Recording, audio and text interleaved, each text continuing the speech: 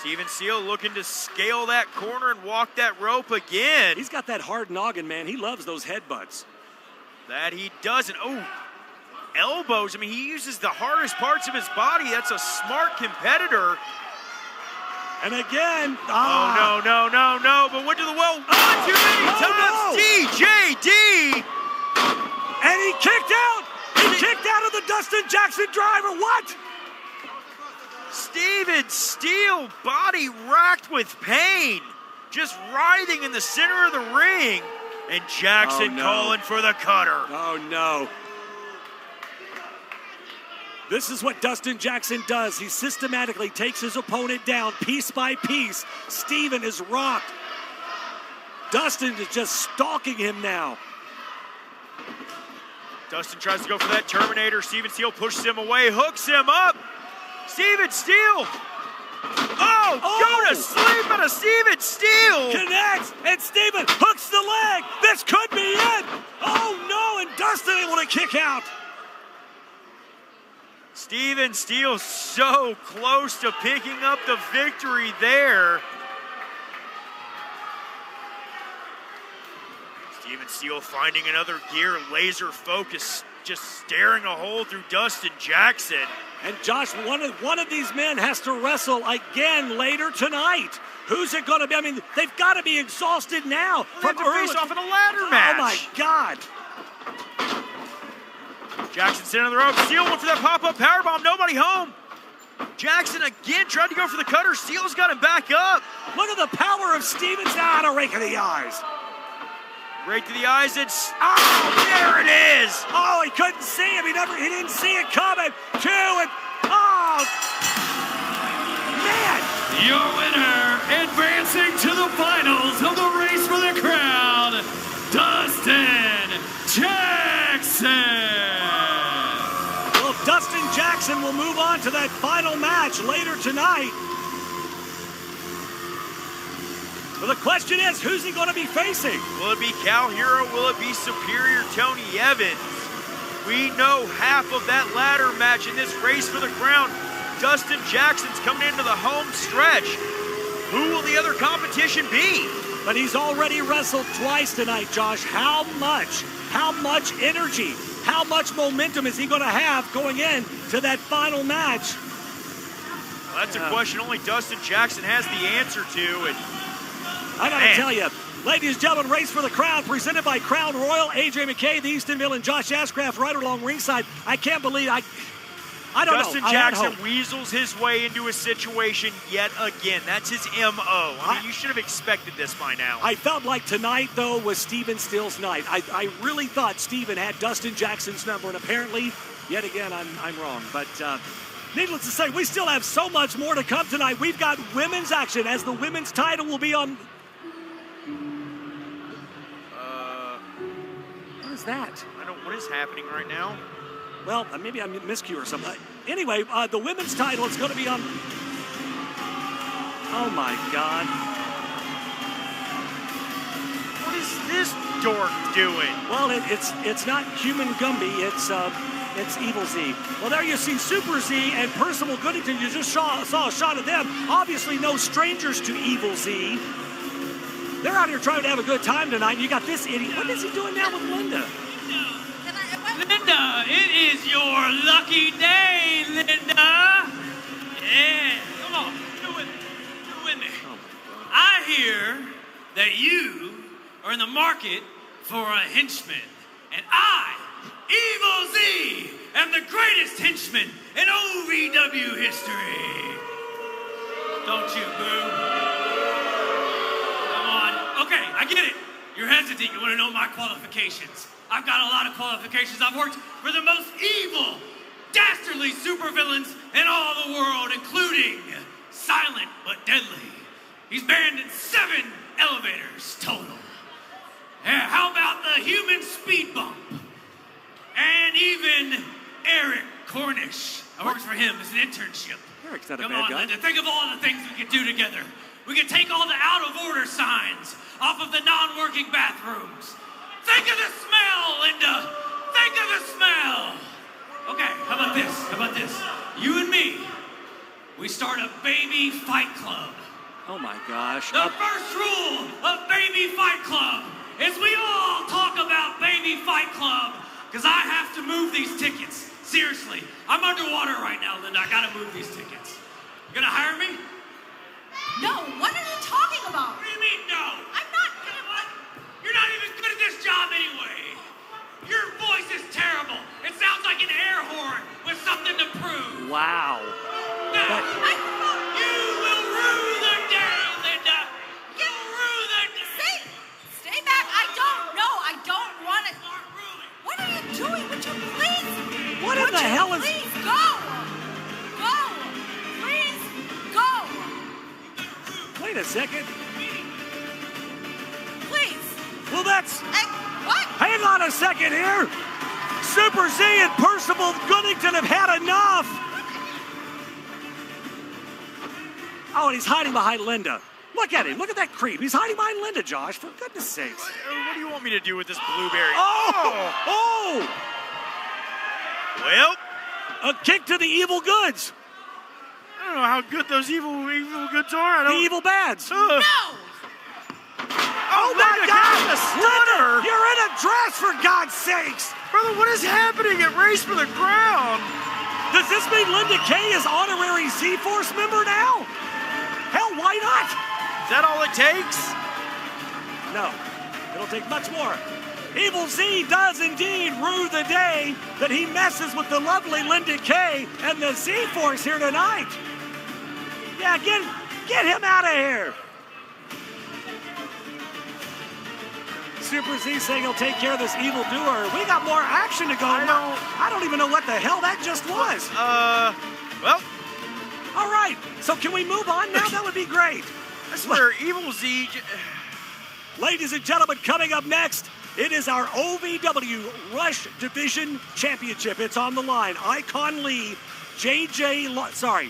Feisty Boy, J.J. Lawson. I'm not calling it. One-on-one for the Rush Division Championship. It's fast, it's quick-paced, and it's about to go down. Let's shoot it up to the lovely Linda Kay.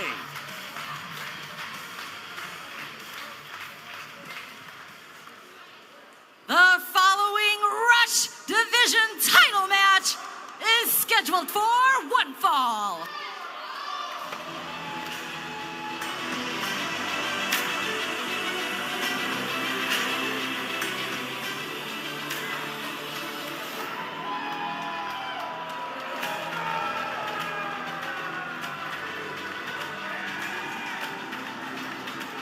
The Shepherd of Sheep, the challenger Icon Lee, has yet to grab gold here in OVW, Josh. If I say it out loud, if I say that could this be his night, it's going to make it made me nauseous. Yeah, just threw him out a little bit. Nevertheless, the young man is put together. He's in great shape. He's also off his rocker. Yeah, that too. I wasn't going to lead with that. I will. Okay.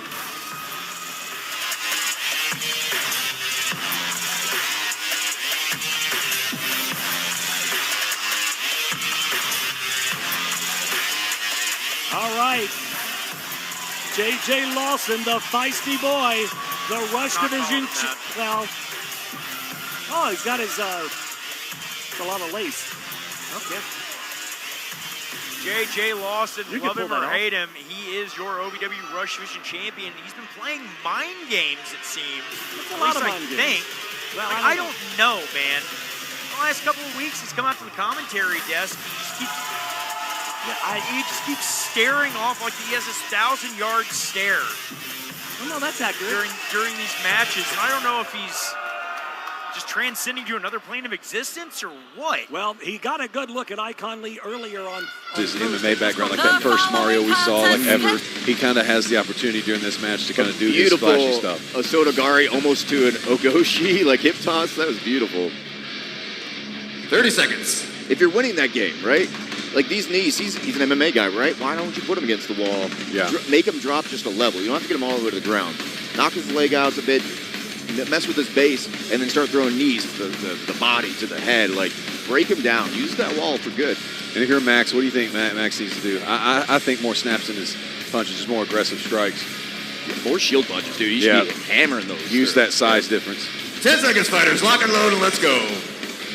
We will see fighters now stand back up and prepare for their third and final round. Max gives that symbolic raising of his arm to show he's ready. Final round. Fighter number 1, are you ready? Fighter number 2, are you ready? And who's ready for this final round? Then start fight. All right, here it is, round 3 now. You see Mario with that high kick attempt. I want to see a tornado kick. I bet you he's got it in him. Yeah. He's thrown them during pro fights before. Nice, going underneath there. Yeah, love seeing the fighter level change. Yeah, and if I'm Max, you got to go this round. Yeah, got to go. His corner needs to be telling him he's got to go. Max first put on armor just 3 months ago. So fast. 30 seconds. Good separation there a little bit from Max, but trying not to let Mario close that distance to get this knee or the takedown. Yeah, that was in danger of a third takedown. You see Mario kind of pointing down, being like, let's drop weapons. Yeah, that's and what they I said. will. Yep. And we're going to box it out. Oh, hard right from Aguilar. Left, right. Look at him go at it. Yeah. You might want to. This is the home of the Bloomington Bison of the ECHL. Stop fight. Fighters to your corners. We're going to the judges. Illinois State Redbirds hockey teams. There we go. They went out with a hockey brawl right there. Yeah, that's what the crowd wants to see, man. Heck of a first round. 5 for fighting on Aguilar. But in this case, scores you points, doesn't it? Right. Again, I was surprised to see Mario. I mean, that aggressive push at the end towards the cage. Really good, but not very flashy on Mario's part. Yeah, That calm high and kick- collected. Yeah, that high kick right there, like, I've seen him piece it together and set some stuff up. I'm not seeing him piecing together the combos. And I don't want to just talk about Mario either. Like, Max, see right there, he's kind of throwing his shield out and not falling forward, right? His shield's low, it's got to stay higher, and he's got to drive that shield through, not just jab it out. Just a little reserved. Yeah. That's the And word. I think some of that will come with experience. Yeah, You know, if 100%, you kind of look at this back, what's happening here, that's also you saw throughout the 3 rounds was very stiff movement, left back and forth, not a lot of lateral movement. And I think these are the things you get into that cage, you get this out of your system for the first time, and then you come back stronger the next time. And he looked fantastic for 3 months, coming on this big of a stage, first fight of the night. He did awesome. Fighters, the center of the ring. After 3 rounds, your winner is Mario Aguilar. As expected, Mario Aguilar with the victory. They will do a mutual show of respect for one another. The lowest man wins in that one, right? And win or lose, Mario is always a great competitor and in great spirits. Let's hear from him directly now with Gavin.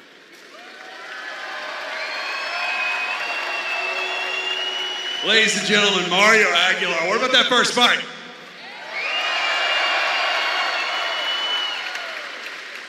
All right, Mario, so they got to witness the sensation that is Mario Aguilar, my man. You know, you come in and you win the crowd over. MMA background, fantastic, dominant performance. Let's talk about Max for a second. He's only been fighting 3 months, came in, took you for his first fight.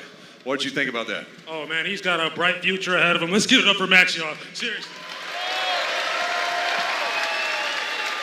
Man, speaking of your future, brother, you were on, I believe this is your 5th win in a row, maybe even more. I don't know. You've been on such a streak, man. And I'll let you tell this crowd, you know, your plans. You keep on evolution.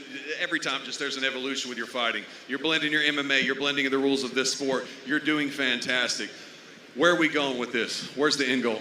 Okay, so first off, I just want to say, oh, glory be to God. I'm just a vessel for his will. Secondly, I want to say, I've been grinding really hard. All of my losses on my record come from me taking a bite out of a bigger fish. That's just the way I roll, you know? But in my weight class, I'm undefeated. And I think it's time that you guys had your first lightweight champion. Let's go. Mario, brother, there is not much more to say because you're just fantastic. Any shout outs before we go? Oh yeah, I want to shout out DFC, my camp, my wife. First of all, thank you. I love you so much. And yeah, God, thank you. Mario Aguilar, ladies and gentlemen. Once again, congrats to Mario Aguilar. He runs his win streak now to 5 in a row, and he keeps proudly proclaiming he wants a crown opportunity. He's building his way towards that.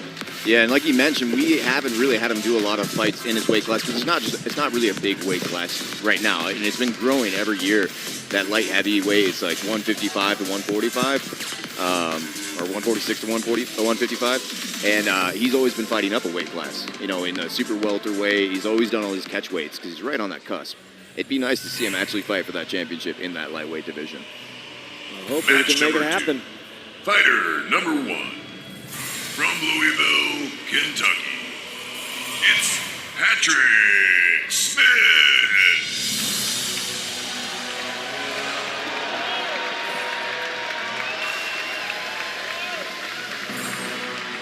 Patrick Smith flies the crest of his team. For every winning streak, there is a losing streak. Sadly, for Patrick Pagan Fury Smith, he is on the other side of that, which is 5 straight losses. He is trying to get a win. Perhaps, Mickey, tonight it can be that time. Yeah, he hit me up, said he wanted to break that curse that he's got going on, that run of losses right now.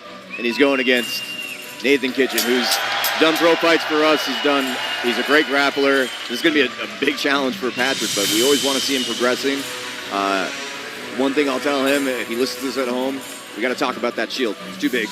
Give me a smaller one out there, man. Normally not a bad thing. Fighter number 2. From Raleigh, North Carolina, it's Brad Kitchen. So correction, it's Brent Kitchen in this fight. We'll see his brother Nathan Kitchen later on. Similarly, Brent Kitchen in search of a victory right now. So something's got to give between these two guys. Right, and both the brothers are goons sometimes, man. Like, they go out there not to win, but they just, like, make the other person feel silly for stepping in there with them, you know? Like, he'll taunt, he'll kick other people's weapons. We had to make rules for him. You know, he's one of those guys. Both him and his brother are just goons, man. I love seeing him out there. Fighters to the center of the ring. To reintroduce the fighters, wearing the red tabard from Kentucky, it's Patrick Smith.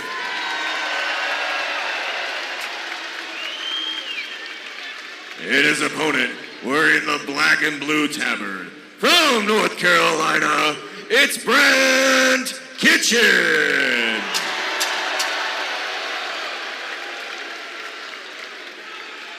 The fighters have agreed to 3 1-minute rounds. If you're taken to the ground, you'll be stood up after 10 seconds. No illegal strikes. Defend yourselves at all times and obey the referee at all times. Fighters, do you agree to these terms? Then touch tips and back to your corners.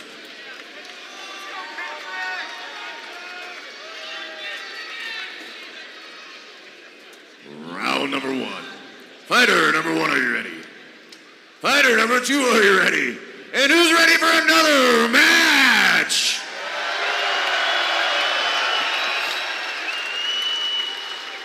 Then start fight. Here we go. Patrick Pagan Fury Smith, Brent Kitchen, 1-on-1. Oh, coming out strong. Starting out with that kick. Good circle out there by Kitchen.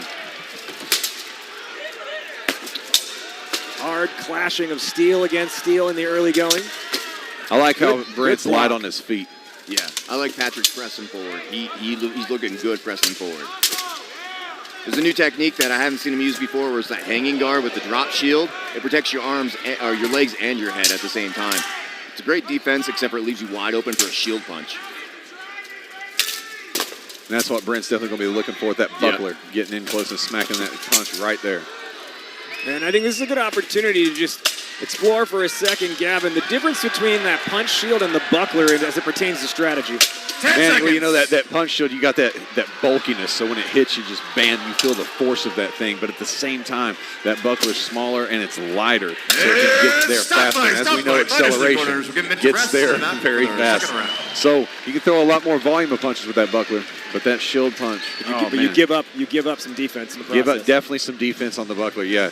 it's very impressive to me when someone with the buckler is always blocking sword strikes. Yeah. First round is finished. Let's take a look at some of the action here on the instant replay. I think what I like out of that one is they both went after it. They didn't sit back. They were in close quarters for the entirety of that round. Yeah, that forward pressure I was talking about from Patrick actually paid off. If you saw him, he clipped him with that shield on the back foot and stumbled Kitchen really good. So if he can keep that pressure, he'll be able to, take advantage of some opportunities. If you keep stepping back, you miss out on those small opportunities to really get some extra points or extra damage done.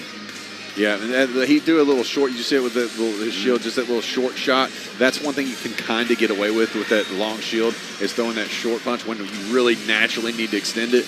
But it's working 10 for seconds, Patrick. fighters. Lock and load, and let's go. We saw about halfway through the round, he was able to use it to cleanly block a sword attack. And to your point, if you have a buckler, that's going to hit you right on the elbow otherwise. Yep. Takes a lot of skill to be very accurate with blocking with the buckler. Round number 2. Fighter number 1, are you ready? Fighter number 2, are you ready? And make some noise for the second round!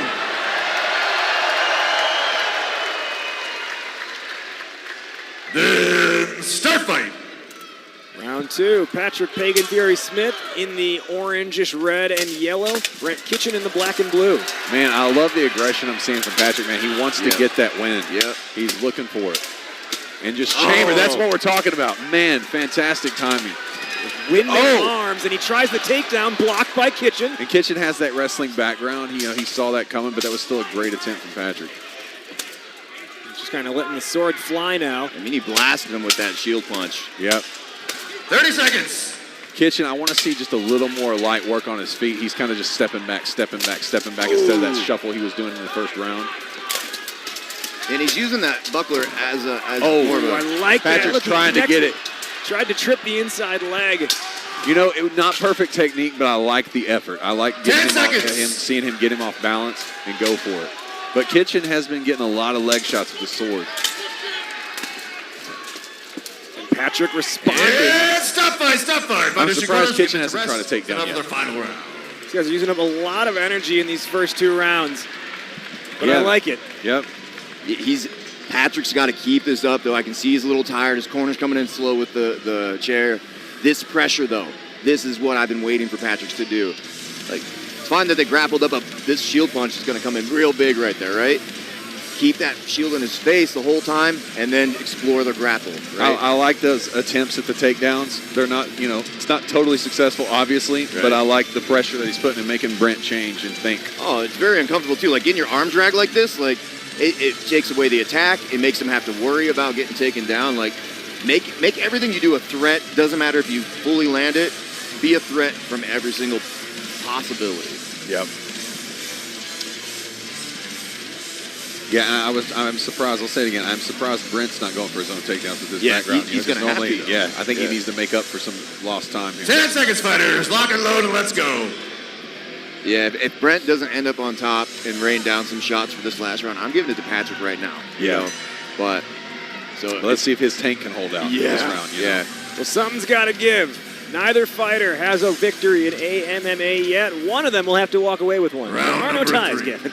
That's right. Fighter number 1, are you ready? Fighter number 2, are you ready? And who's ready for this final round? Then start fight. We are third round, ready. I like that setup stance here that Patrick does, because he's been able to turn it into offense as well, not just as a defensive guard.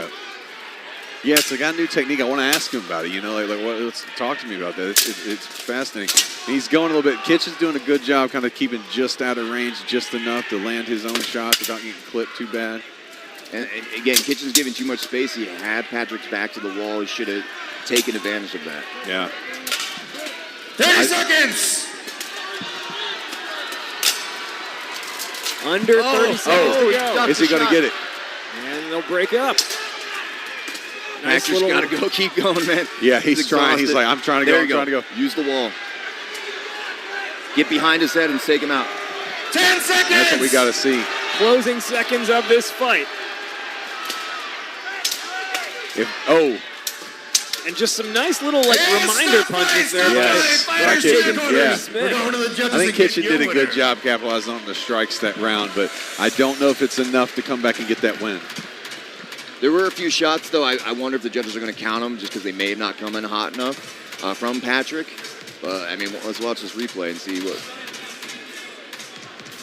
So you see the action here from that third round on the replay. See, that's Kitchen staying out of range just enough, just taking a couple steps back. Yeah. And that's actually one of the things he was saying earlier today that he wanted to do. He's like, I know Patrick's a close quarters guy. I want to be like 1.5 steps out at all time. I think Patrick actually overcame that through the majority of the first 2 rounds and kept it closer quarters than Brent wanted. And I think this is smart here. Like, he's almost going for a wizard there with that arm over, but instead he's framing off the face and able to hold Kitchen in place so that he couldn't score any more points. Both of them exhausted. Use that wall as your friend and you shut the game down for the last 10 seconds. I'm cool with that sometimes, you know?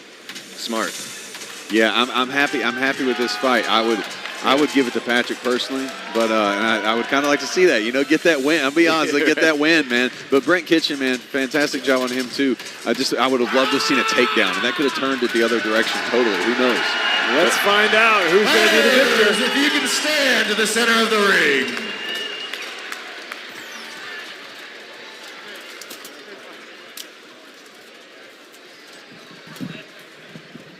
After 3 rounds, your winner is Patrick Smith! Patrick Fury breaks the curse. Well earned. After an 0-5 start to his AMMA career, he now puts his name officially in the win column. Yeah, he earned that. He put on all the pressure. That was really good. Ladies and gentlemen, Patrick, give it up.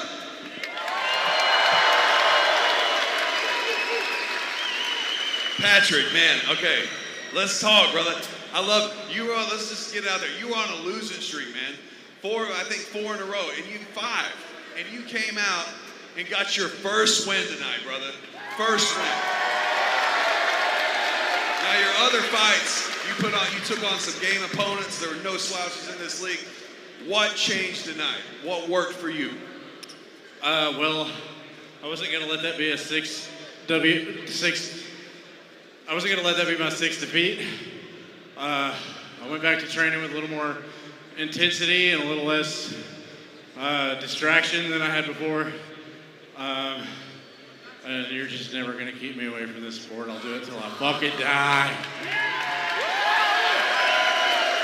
You gotta love it to do it, man. You gotta love it to do it. Now talk to me one more thing about your technique, man. You came out with that very big shield. Your techniques, what were you doing? We hadn't seen it before. I loved it. So I've been defeated in my last couple matches with a lot of shield punches. And I just spent a lot of time training on learning how to outmaneuver those. And that's it. I'm going to let you take a breather, man. Patrick, I know the world's happy for you. I'm happy for you. Congratulations, man. We hope to see you back.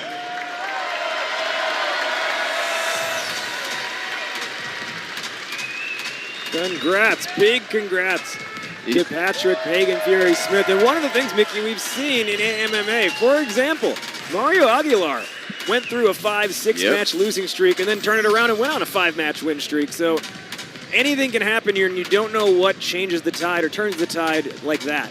I mean, yeah, something clicks in your head. We're like, I'm just sick of losing. I'm going to make sure I'm doing the right things, and that's what I found when Patrick came out here. It looked like a totally different person from his last fights. Tons of forward pressure, lots of different blocks, lots of setups for strikes, grappling, manipulations of the arm. Like, everything was different about his fighting technique this entire time. Like, it might be hard to get a W, but Patrick's proof that once you get that victory interview at the end, that's really the hard part.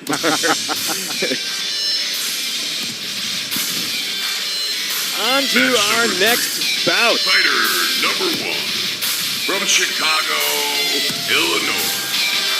It's Ray Hill.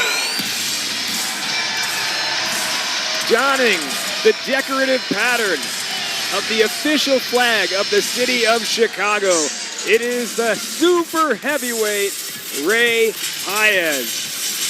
Ray last lost in Hammond, Indiana to Eric Duncan by decision after 3 rounds. Ray Paez is, if there's one thing you can say, he's the deep dish pizza of Armored MMA. He's a biggin. And Ray's had a crazy journey, man. If anybody's in the Illinois area, hit him up. Look up Chicago Armored Combat. He does a great job trying to build a community in that area. So.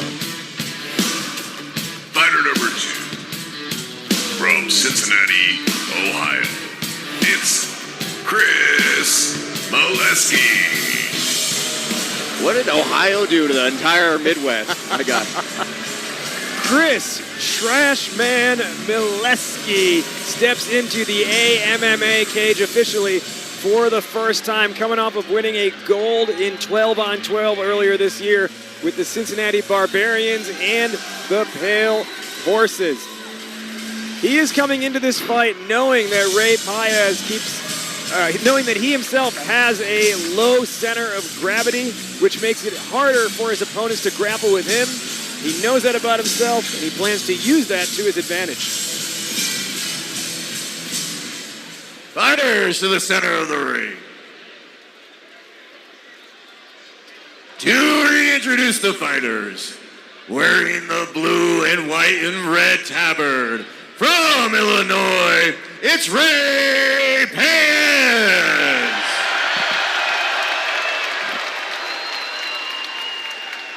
And their opponent, wearing the blue and maroon tabard from Ohio, it's Chris Molesky. Eating up the booze.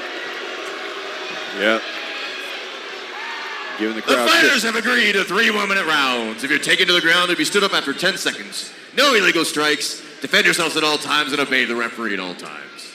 Fighters, do you agree to these terms? Then touch tips and back to your corners. Round number 1. Fighter number 1, are you ready? Fighter number 2, are you ready? And who's ready to see some more action?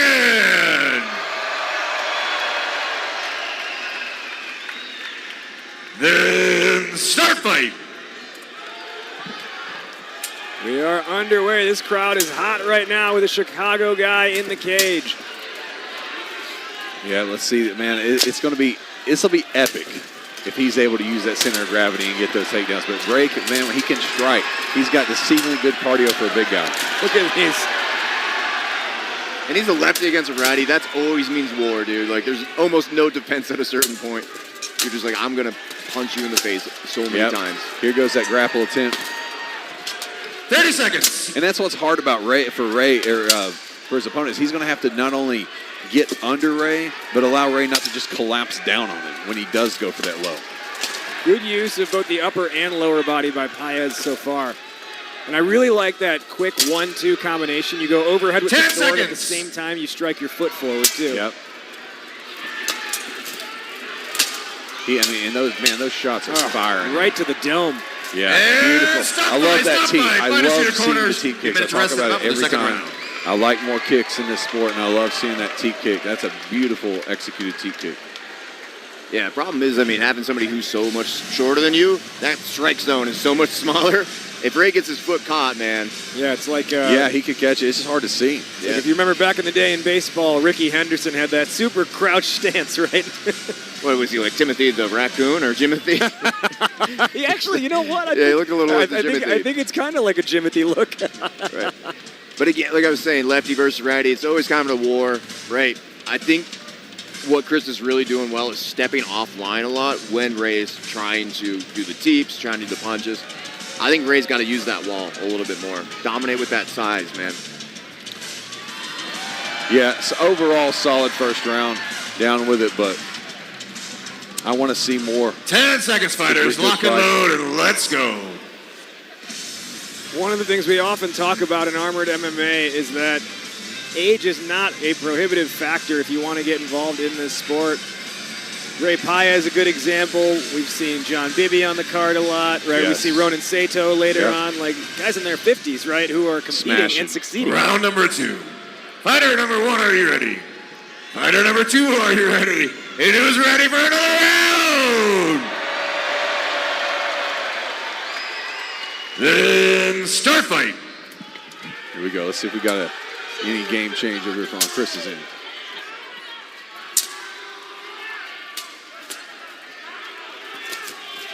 That teep's fantastic. He fires that thing fast. And we got right an down armor the middle. failure that wants to pause here. They're trying to pause. And they don't know. They don't Oh my gosh. Stop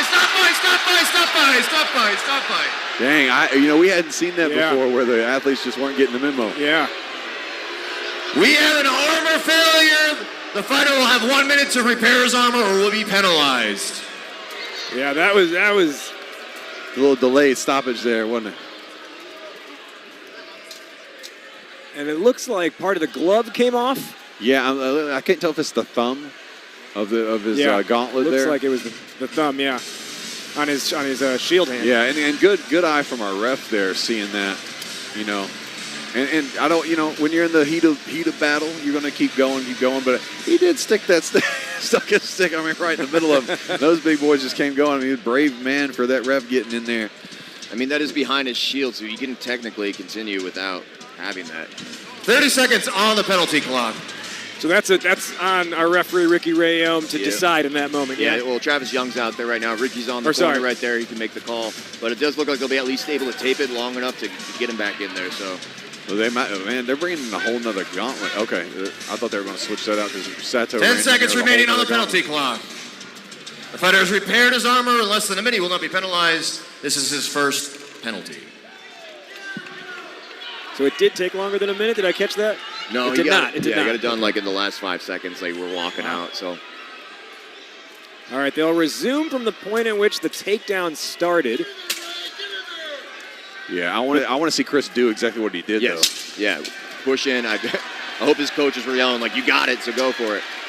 Oh, big knee. Size advantage here. Yep. Paez using the knees where he can. But Paez is, even though his back's against the wall, he's not technically in control. He's so big. Oh, a nice trip. That's what I was getting ready to say. Yes.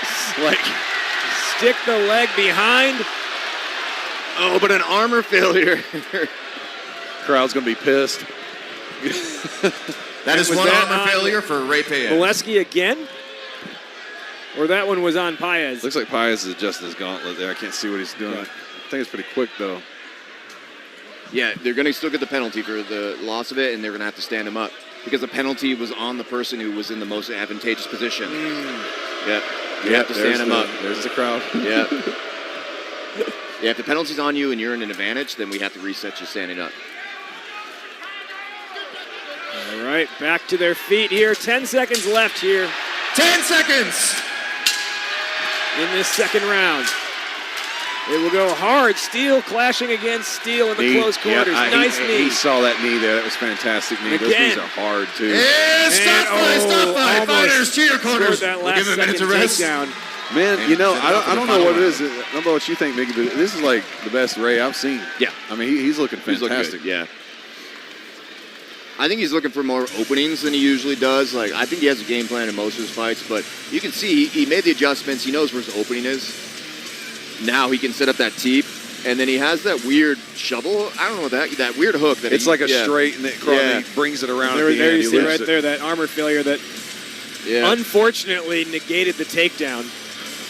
Yeah, and I wasn't sure if Ray had stopped, like, fighting for a second, and that's why he got taken down, but a beautiful trip from Ray. I think it might be popping up here. You can see he's looking for it. As soon as Chris steps with that leg, boom. Yep. Nice little Sotogari, you can call it that. And he got that full mount immediately. But then Ray loses his gauntlet. Armor failure on him. Thank God he didn't go out of the gauntlet and then blast to his hand, 10 seconds, fighters. Lock and load, and let's go. There you see Daniel Eddy tying up the gauntlet of Chris Molesky. Daniel Eddy on the card later tonight against Tyson Rarig. That's going to be a great fight.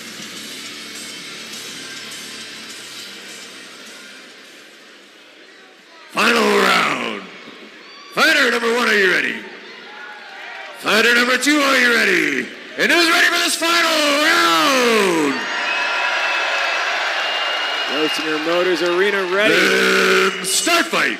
Will it be the Chicago Kid, Ray Paez, who goes home with a victory in front of the Illinois crowd?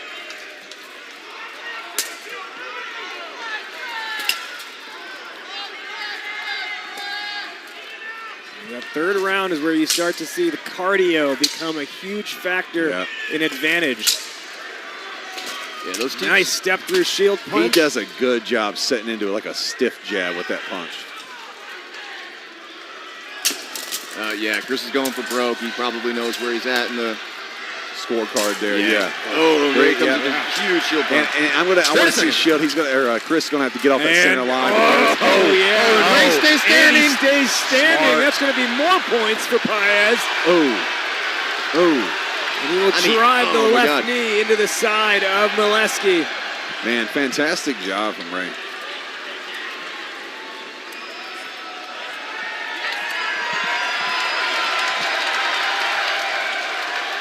Seconds remaining, fighters. And they'll resume. Final seconds here. Final round. Ray Paez closing in on a victory. And stop fight. Fighters, to your corners. We're going to the judges and we'll get you a winner. It's all up. Let's suck it out right after. And get this dang armor off. But you love that they went all the way until the final bell. Yeah, fantastic job. Ray looked fantastic. I'm very impressed. And props to Chris, too. It's good for him to experience that large of an opponent because I agree. He we saw glimpses of that takedown where he could get Ray down. He can get those taller guys down and do some smashing. Yeah. But wasn't able to quite execute today.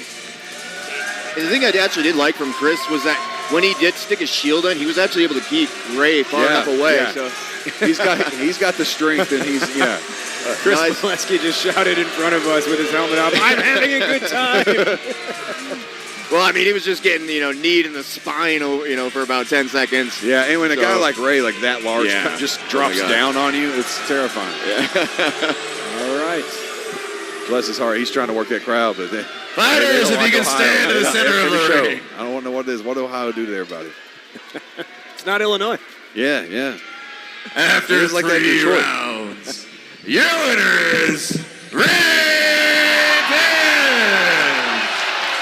Thunderous applause throughout the Grossinger Motors Arena for Ray Paez, the Chicago native.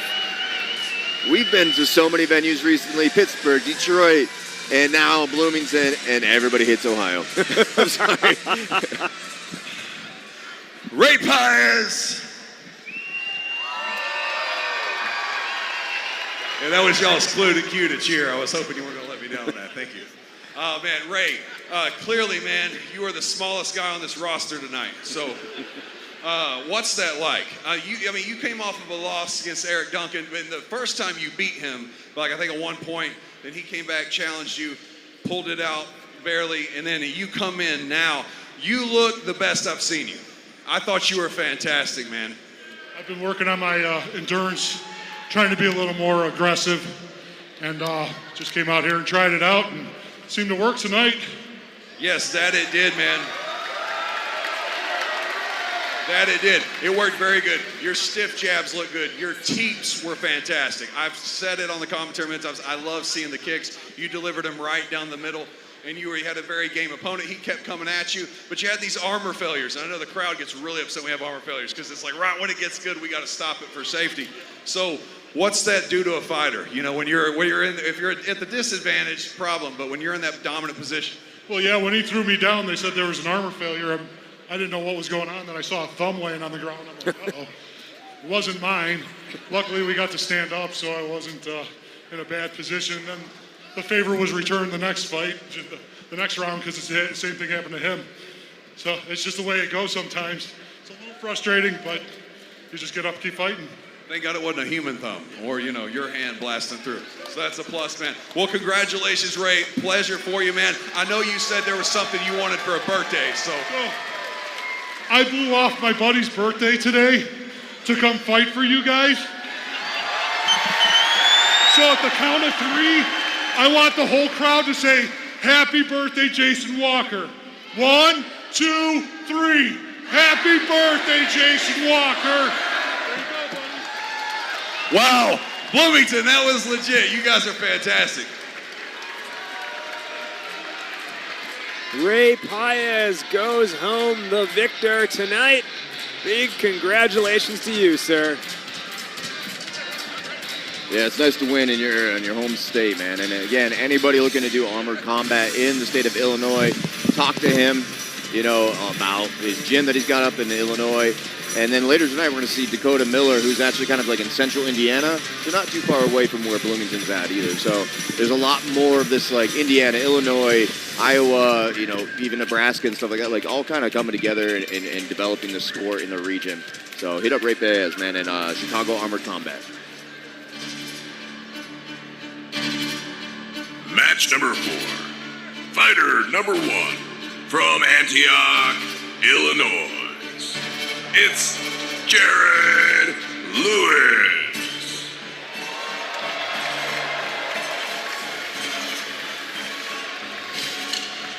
We have talked about how some people get into armored MMA because they happen to see it on a live stream or they happen to attend a live event. Some people get into armored MMA from regular MMA. Jared Lewis takes his armored MMA experience from first, quite literally being a knight at medieval times, as well as at Excalibur in Las Vegas. Oh, wow. Wow, Vegas. He brings the show, but he also brings the sport because he is 2-0 in AMMA, 3-0 lifetime in one-on-one fights overall. Fighter number 2 from Columbus, Ohio. It's Patrick Patterson.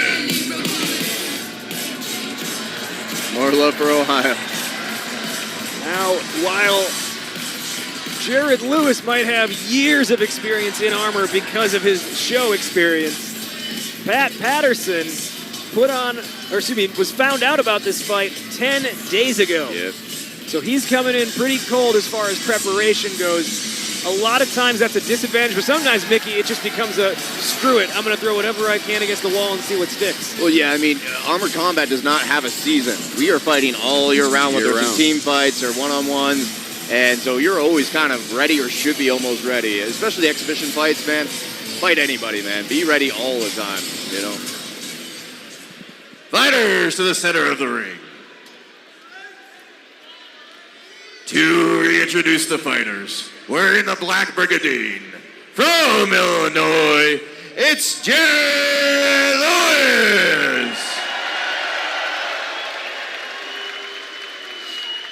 And his opponent, wearing the gray brigadine, from Ohio, it's Pat Patterson.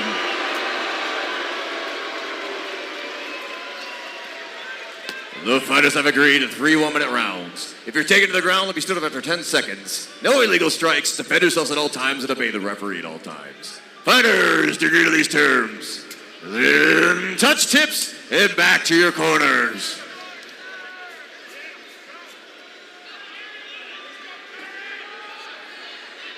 Round number 1.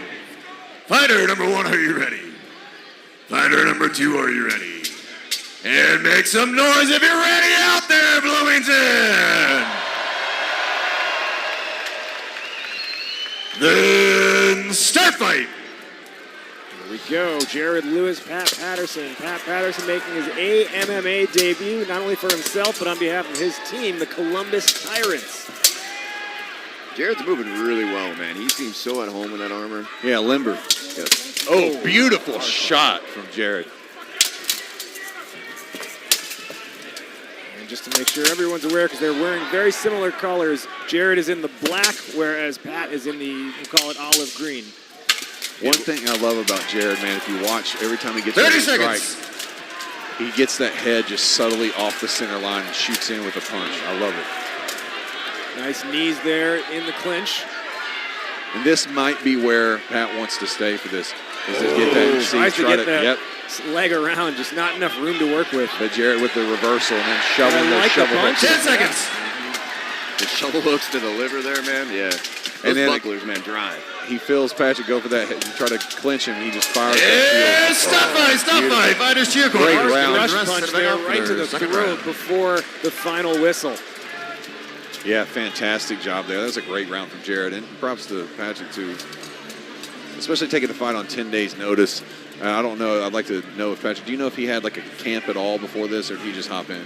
I'm trying to think of where we're at in the season right now. Like, a lot of people are coming off of Worlds or, you know, not doing as many local tournaments and stuff like that. So I don't know what he may have been up to at the moment. But so for Patterson, after he found out about this fight, he just said, 2 days in a row, I was just outside in 90-degree heat wearing armor, just getting ready. And then he said, generally, though, I'm always prioritizing cardio. And then on fight day itself, he almost stretches, you know, to a fault almost, just to get his body ready in condition for this. I mean, that's the only thing you can really control as a fighter is cardio. That's the one thing that is always in your control. 10 seconds, fighters. Lock and load, and let's go.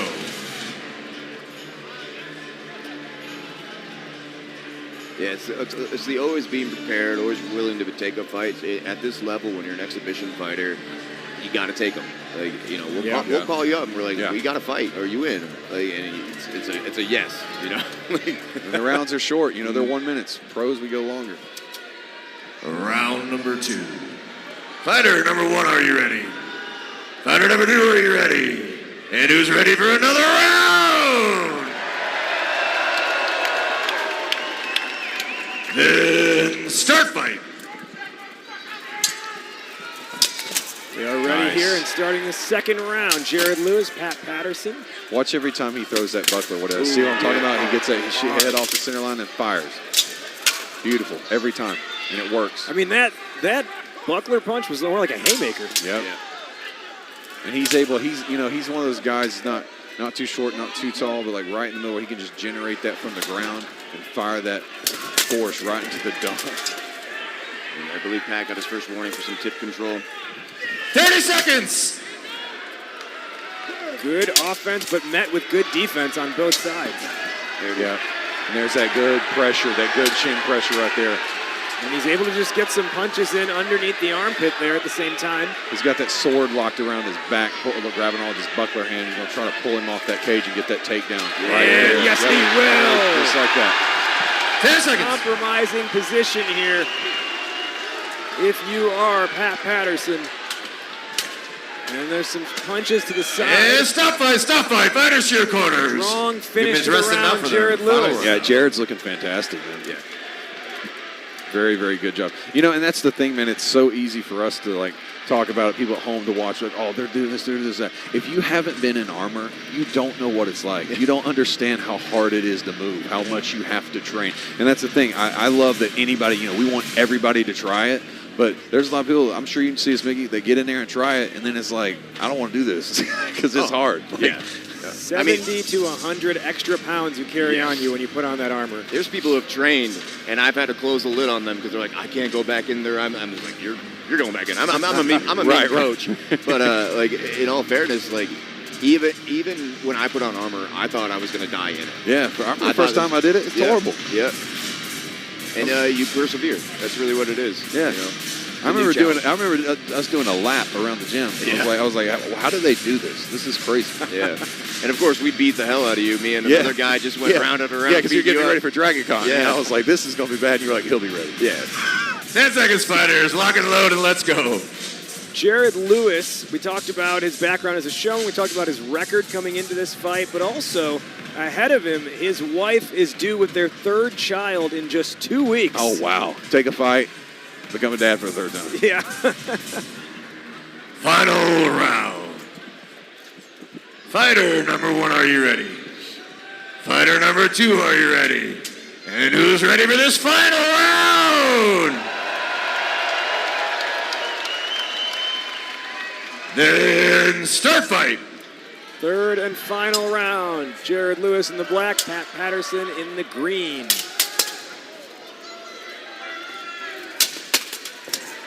Lewis moving so well this entire fight. He's doing a great job showing what you need to do with the taller opponent. And that's a good little adjustment there from Patrick. Yeah, the big problem right now is I've seen it happen a bunch of times. Jared is going in for that buckler punch and getting stuffed by that shield. Oh, I love that. He cuts the ring off from Patterson. Yeah. Sword behind the head. He's got good grip You should rotate him out and then step across like that. Oh, there's the takedown. Yeah, there it is. Goshi. That'll bring Fantastic up job. the Grossinger Motors Arena. Buckler punches to boot. They're going to stand him up with only 10 seconds left. You hear his corner yelling, last 30 seconds, you got to go. 10 seconds remaining, fighters. 10 seconds.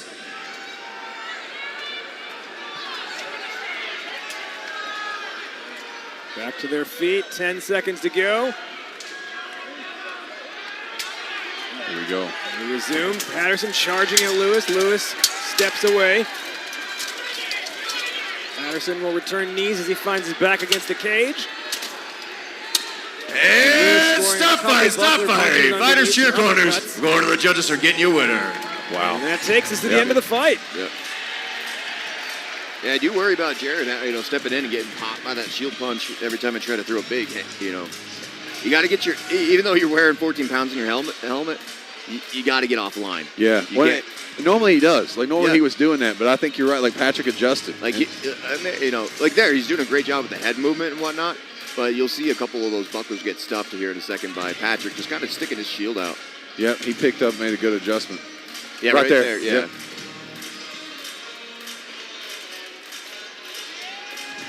That's it, man. I do think Jared did enough to secure the victory, though, for sure. We'll find out here in just a moment. See, in that throw, I just have to say something. You got to break their posture before you step across. You end up in these stuck moments against the wall, right? You have to step away, break their posture, then step across to maybe do the Harai Goshi, whatever it might be. You got to break away from the wall so you get a clean takedown. So that's your homework, Jared. All right, let's find out the winner. Fighters, if you could stand to the center of the ring. After 3 rounds, your winner is Jared Lewis. Jared Lewis is the winner. A win tonight. He's going to be a 3X father in a couple weeks. Things are looking up, Lewis. All right, Jared, man, congratulations. Love watching you fight. Now, we get this question all the time, like just out in public, yada, yada, yada. Like, is this real? Is this LARPing? Which obviously it's not. You guys are witnessing it as live cage fighting. But you, I found out, used to be a knight in medieval times and Excalibur in Vegas. How did you transition to this sport? Yeah, I was just with my friend, and he said they were going to go to a Milwaukee fighting event. I'm like, sure, I'll go. And then I saw the Milwaukee Iron Stags in action. I'm like, man, I got to do this. So that's how it happened. Well, here you are, man. You did a fantastic job. I love you getting off the center line and firing that buckler shot, just kind of neutralizing your opponent's, game plan. You did a great job closing the distance, found those takedowns, those Harai Goshis. What are we looking to improve your next match? Stamina. The key to the sport is stamina. You can have awkward technique, but if your stamina is great, then you're going to excel.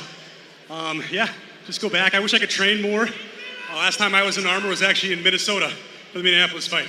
First time in armor actually fighting someone since then. So I need to get to the gym more for sure. Well, you looked fantastic, man. I hope you don't mind me sharing with the crowd this, but not only are you a fighter and you put in a fight camp to come in and put on a show, your wife is due for your 3rd child, I believe, in 2 weeks. Yeah, 2 weeks. She's awesome, Emily. I know she's out there. Yeah, she keeps me busy for sure. I would say so. Congratulations, my brother. Enjoy your win. Thank you. Congrats, Jared Lewis. Fun fact, Mickey, I went to medieval times on not 1, but 2 high school field trips.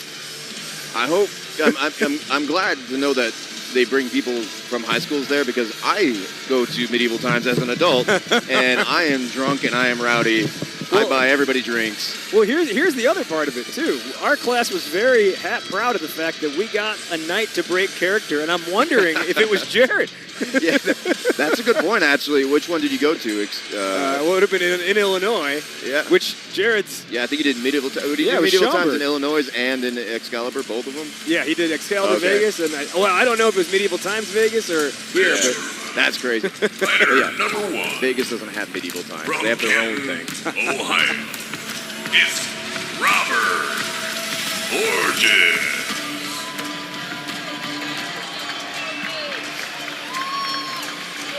Robert Forges has been steadily improving his game here in Armored MMA, and part of that steady improvement has been cutting weight. He started the season at 215 pounds. He is now down to 193 pounds in a manner that he says, for the first time in my life, in a healthy fashion, losing weight. He says, my goal is to get to 180 next. And when I do that, I'm going to go to Chicago, I'm going to eat some deep dish pizza, and I'm going to go visit the Pokemon Fossil Museum. Heck yeah, dude. Yeah, he's always been strong at art, great guy, coming in here, bringing the spirit of Armored Combat everywhere he goes, and leaning into that Crusader outfit, man. He loves it. From Springfield, Ohio, it's Ian Hartzell. Now, who are they going to root for? Two people from Ohio. The Ironheart, Ian Hartsoe, walking towards the cage.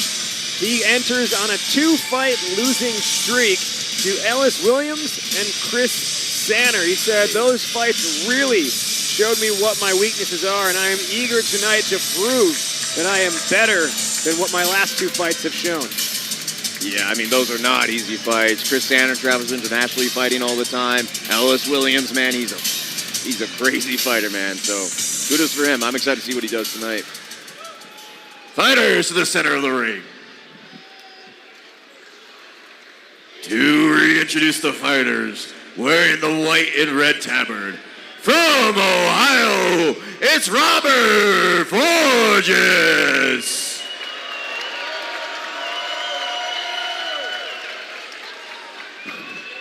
And his opponent, wearing the blue and black brigandine. From Ohio, it's Ian Hartzell.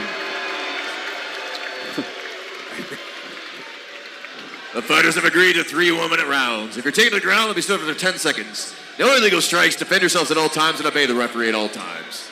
Fighters, do you these terms? Then touch tips and back to your corners. I feel like the crowd was struggling to cheer for one of them. They had to pick the Round lesser 2 number Ohio's. 1. Fighter number 1, are you ready? Fighter number 2, are you ready? And who's ready to kick this fight off?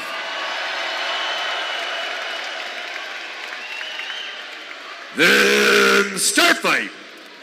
Well, Mickey, to answer your question, who will they cheer in Ohio versus Ohio? The answer is versus. Yeah. Man, great shots right down the middle. Yeah, I heard Ian was worried about like coming in too hot the entire time. I say just go for it. Yeah, go for broke. You got a minute, you know. Yep. Hard cage pressure right out of the gate. Yep. Nice knee shots as well. Beautiful cage Ooh, pressure. Beautiful punch. 2, Yeah, he 3. is just blasting those shield I think he punches. just broke his shield on his face. Man. Look at this. Can he bring him down? His sword's caught through the cage. That's going to be a little bit 30 seconds. detractor to the effort. He's going to try to get it. He's doing a good job. Man, Robert's doing a good job of setting his weight down. Though, but his feet are getting crossed up there at the bottom. His right foot's almost off the ground. Really strong shield punches, though. 10 seconds. And they'll break up, and then he'll go right after him once again. And that's good aggression right there. We want to see that from Ian. Oh, he's trying to get it. He's going. Up there. Yeah, stop fight. I wonder how much energy, Give that minutes to rest, taking send him out for the second every round. time that he's going for that takedown, trying to just sling him down. No, Robert is a tree trunk, man. I have thrown him to the ground. We fought once before, but man, those hip tosses, you're not pulling him up out of the ground. You have to get him on a trip. Yeah, you got to get him on a Soto's, a little Deashiarai's. Like, you cannot just crank him out of the ground like he's a weed. He's a tree trunk. Yeah, he did a great job sinking his weight when he felt that. I mean, it's like you'd see this momentum and nothing's happening. Yeah, I mean, but for two heavyweights, this is very, very quick and fast-paced action that we saw. 30 seconds. Yeah, it looks like Ian, though, is keeping the tempo. Robert didn't have a chance to really answer any of this because right here, he gets his legs tied up a bit, and the pressure of the wall just left him there vulnerable to all of these noogies, I guess you'd call them. Yeah, and if he could keep that up every round. 10 seconds, fighters. Lock and load, and let's go. We're in for a heck of a fight. One of the things I like to talk to some of these guys about and learn is, like, who is the man or the woman behind the mask? And Robert talked a lot about how the feeling round number 2 called at the top of the ramp. Fighter number 1, are you ready? My debut. Fighter number 2, are you ready? And who's ready for another round? I could feel my face vibrate behind the sheet, behind the mask. Yeah. Then start fight. Ian coming in with that low guard on that sword, man. I don't know if he's tired of it. Well, but he was able to bring it up pretty quickly. I want to see a kick right there. Yeah, right exactly. there. See that T kick or that thrust kick. Especially on that exit. Yep. You see the takedown attempt, but blocked. Robert might get this takedown. Yeah. If he can sink down and get a leg behind. Again, you can't. You got to step all the way across. And he's got long enough legs to do it. 30 seconds. Hartso ferocious with the shield punches. Now those leg shots, man, they sting, man. If you hit right on the right spot, that is not comfortable. There it is. There's that T, baby. That's what I was looking for. I'm telling you, it's there. Yeah. Kicking in the front door, Ian Hartso. 10 seconds. And those hurt coming down the middle. It's hard to see in the type of helmet that Robert has as well. You can't do the visibility's limited. And stop fight. Fighters to your corners. Get ready to rest them up for their final I think Ian did a good job neutralizing Robert's game enough where Robert can't really put on. He's not really getting whooped, but he can't put up a lot of points. Yeah, I do wonder if Ian got tired because, again, Robert is so rooted, and there wasn't a single takedown this time. Like, I like seeing Ian kind of baiting him, but then immediately Robert steps across, threatens the takedown. Yeah, and there you see I mean, they both did a good job of sniffing out each other's offense. I think where we saw Hartso really kind of get the upper hand, though, was in applying the cage pressure, ultimately. And then that step through thrust kick right there. Right there. Yep. See, it's there. I mean, you have no choice. You saw Fortress just bounce off the cage in response. Yeah. And that's the difference between that teep and that thrust kick. 10 seconds, fighters. Lock and load, and let's go. Push. The teep is like a strike with it, like it's like your cross, but a strike with your leg, and they hit the ball of the foot and bring it back fast. And he did a good job on that. We've seen a lot more teeps, I think, this show than we have all season. Must be something in the water in Bloomington, yeah? I put it in there. I didn't want to see it. Fighters to your feet. To go, and then we will hit intermission.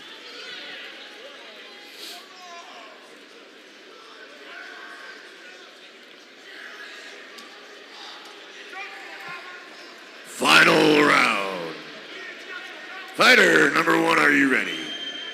Fighter number 2, are you ready? And who's ready for this round? Then start fight.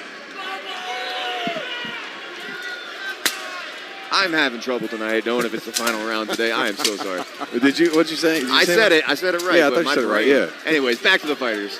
First round. Nice little double step, but you can see Robert's head is still right up and down. You got to break that posture. Yeah. Oh, look at that. He's got him almost completely in a back bend. Yeah, he's trying to get that hook and just try to toss his whole body, but he's got sword hands not locked in. This favors Robert. There's Robert. Bring him down. They'll both go to the ground. It's down. He is down. I think they might count that as a takedown, but Ian's quick to get up. I don't know if there was clear dominance, though, upon touching the ground, which might negate the points. 30 seconds. Yeah, but see, Ian's doing a good job just kind of putting Robert's game to shame. He's just neutralizing him. And this is one of those things, like some crowds, especially in straight MMA, they get an order that control is the thing. Control. Can he bring him down? Closing seconds, and he will come down. Oh, and a hard sword strike to the back of the head. Fighters to your corners. That was a good way to end. Finish him. I mean, if that had been a helmet off thing, can you imagine? Oh. Yeah, that helmet, wasn't that helmet coming on? I almost saw it slip off. I couldn't tell, but I mean, it ricocheted him back. That one hurt for sure. I mean, he's standing up quick. As a man right there. But woo. Yeah, what a great way. That is going all the way until the final whistle. And that's what I was talking about. Robert's head was straight up and down. You're stepping across, you have to have him tilted a little bit. You got to break posture. But this is where Robert would have done really well if he would have been able to get this early on.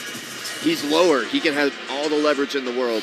And he could have capitalized here, but man, I'd be exhausted by the end of this match. Yeah. It's a lot of good grab. It's a good grab. I'm a fan. Here's that ending. Now watch this. Sword. Hey. Jackson with the knee. And that's not the best angle either. If they flipped it around, showed you the other side, you would see that helmet just like roll up. It was the end of the fight. Ian's like, what? I want to hit him again. Yeah. All right. Let's get a winner. Fighters, if you can stand in the center of the ring. Yeah, man.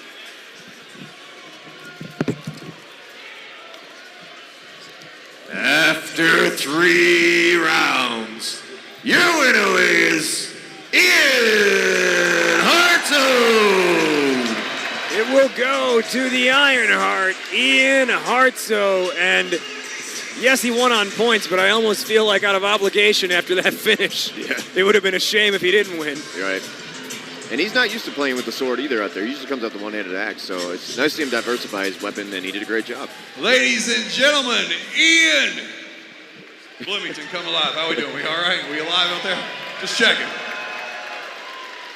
We're on a live stream, guys. Come on, hook a brother up. All right, here we go. Ian, man, I am a big fan of control, aren't we all? But you controlled that fight very, very well. Robert's known for being a good grappler. What was your game plan coming in for him tonight? Yeah, man, I'm not going to lie. I'm on a little bit of a losing streak. And a lot of that came from just not being able to pace myself. So that was a big focus in this one. I just really wanted to showcase what I can do 1, 2, and 3. And not just be gassed around 3. So I didn't get to showcase as much of my grappling as I wanted. But I think I did a lot better in the categories that I needed to do better in. Now, you came out very well that first round. Very, very aggressive. Dominant round. And you maintained control the rest of the other 2 rounds. Did you feel that after that first round where you're like, oh man, I might have spent the tank just a little bit? Yeah, no, it's still a bad habit. I felt great in round 1. Now, internally, I'm like, I gotta press on the gas. Things are going well. I need to score points, but at the same time, I gotta think about the type of fighter I'm gonna be a round from now, 2 rounds from now. So that's a skill, still developing. Well, cardio is the only thing we can control, man, and it didn't look like an issue for you tonight, man. Very great job doing your control up against the cage, man. Is there anything you want to do next in this sport? Anybody you're eyeing to fight? I mean, I'm just going to get better every fight. I'll fight anyone, dude. I'll fight Jimmy Shock. I'll fight Ellis again. Win or lose, I'm going to come out of this learning from it. I'm just going to get better every time, so I'll fight anyone. Love that, Ian. You're a pleasure to watch, man. Thank you so much.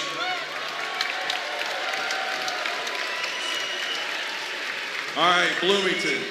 We have a brief intermission. Y'all are going to have 20 minutes, all right? We'll have one more exhibition fight. Then we're going to the pro matches. That means those rounds go up to 2 minutes. So we got a lot longer stuff, all right? Here we go. All right, you heard the man. It is time now for intermission. When we come back after the break, you're going to see 5 more fights, including 4 pro fights, including the return of Spencer, Simply Samurai Waddell, and including our main event, the light heavyweight champion Ronan Sato against Dakota Miller. You are watching Armored MMA. Don't go anywhere. We'll be back.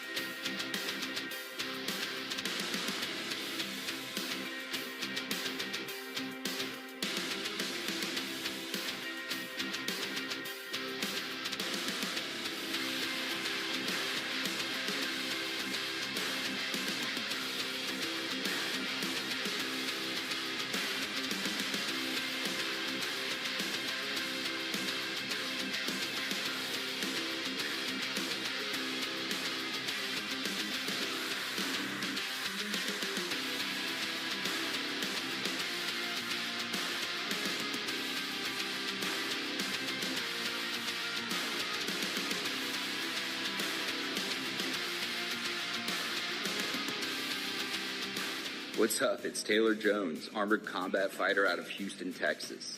I just want to give a huge thank you to Armored MMA and CPI for getting my neck, back, shoulder, and hip fixed up, ready to go. It was such a great experience. I'm already feeling a lot better, and if anybody's out there, you guys need to get your body fixed up and ready to get back to whatever activities you want to do. Hit up the CPI. You guys go to Cellular Performance Institute. They'll get you taken care of. These guys are amazing. CPI, stem cells, they could do some wild shit down there. My shoulder was jacked. I went down there, worked, man. Eric Anders' neck was f***ed up, and then he went down and got stem cell treatment. Now it doesn't bother him at all anymore. I definitely recommend CPI. It's changed my life. The best stem cell clinic in the world. I just come and I do stem cells to make sure that I'm resetting my body and staying healthy. It regenerates tissue, reduces inflammation. The results are amazing. When it comes to the science of stem cells, no one comes close to CPI. There's not even a close second. Can't make it to one of our Armored MMA events live? Then bring the battle home. Visit the official Armored MMA online store and gear up with exclusive event shirts, collectible pins, replica helmets, and so much more. Whether you're a longtime supporter or just discovering the world's craziest combat sport, we've got something for every warrior. Shop now, support the fighters, and represent Armored MMA wherever you go. Armored MMA, worn by warriors. Available online now.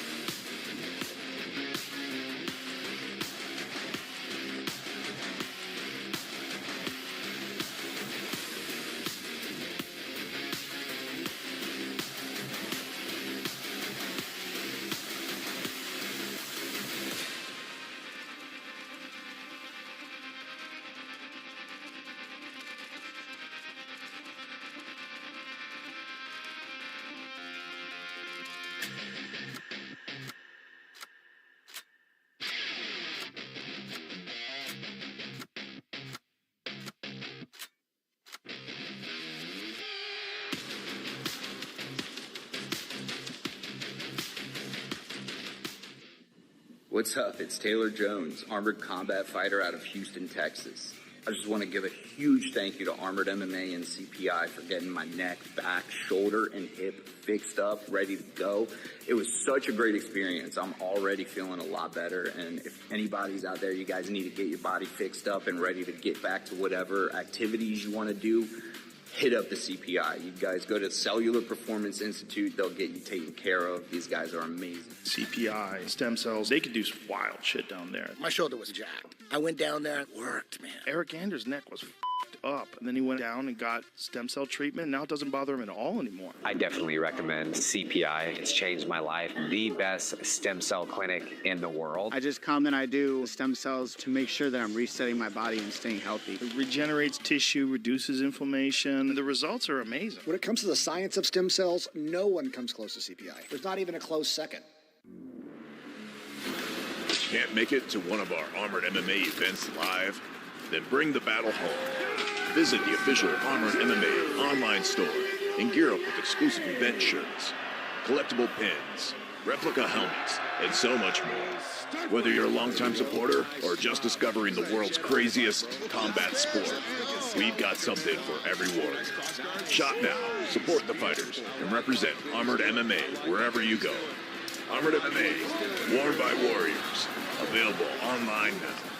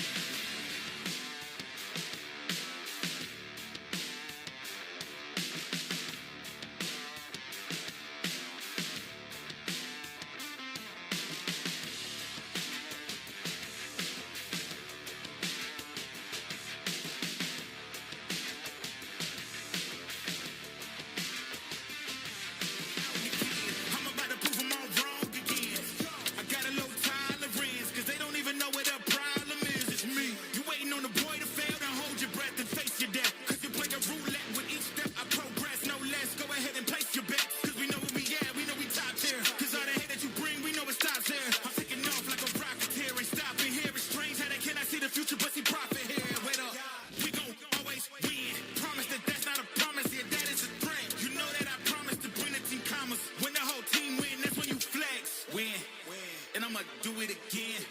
Watch me win, then watch me do it again. Tell them I can't take no loss. My team hold no L's, no. Aiming for the top, can't make it by myself. I ain't taking no loss. I ain't taking no loss. Look, I'ma always win. I ain't taking no loss. Look, I'ma always win. We already know that we the coldest. Watch me heat it up, let me focus. I'm going toe to toe with foes. I know they notice. I kick in doors, they only hope for closing.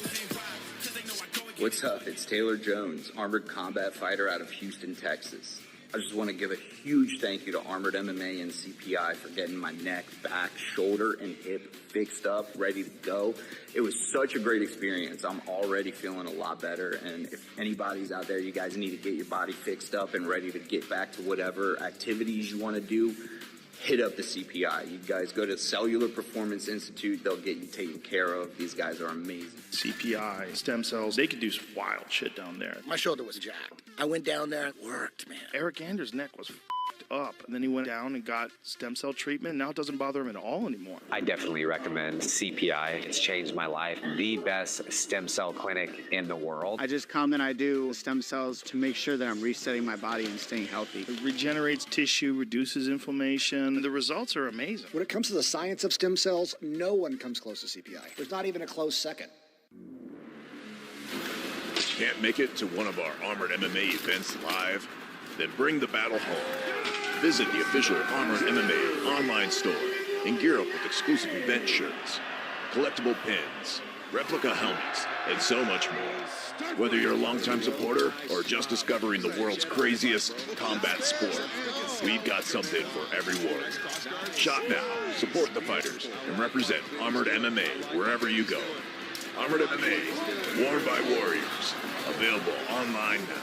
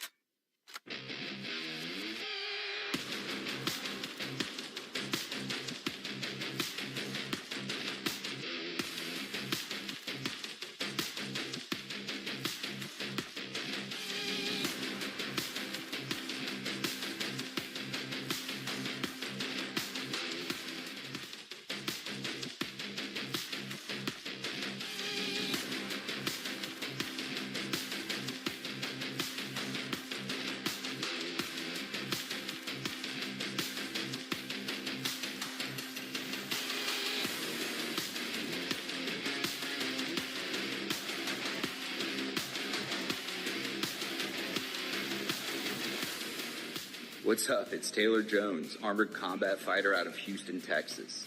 I just want to give a huge thank you to Armored MMA and CPI for getting my neck, back, shoulder, and hip fixed up, ready to go. It was such a great experience. I'm already feeling a lot better, and if anybody's out there, you guys need to get your body fixed up and ready to get back to whatever activities you want to do, hit up the CPI. You guys go to Cellular Performance Institute. They'll get you taken care of. These guys are amazing. CPI, stem cells, they could do some wild shit down there. My shoulder was jacked. I went down there and worked, man. Eric Anders' neck was up, and then he went down and got stem cell treatment. Now it doesn't bother him at all anymore. I definitely recommend CPI. It's changed my life. The best stem cell clinic in the world. I just come and I do stem cells to make sure that I'm resetting my body and staying healthy. It regenerates tissue, reduces inflammation. The results are amazing. When it comes to the science of stem cells, no one comes close to CPI. There's not even a close second. Can't make it to one of our Armored MMA events live? Then bring the battle home. Visit the official Armored MMA online store and gear up with exclusive event shirts, collectible pins, replica helmets, and so much more. Whether you're a longtime supporter or just discovering the world's craziest combat sport, we've got something for everyone. Shop now, support the fighters, and represent Armored MMA wherever you go. Armored MMA, worn by warriors. Available online now.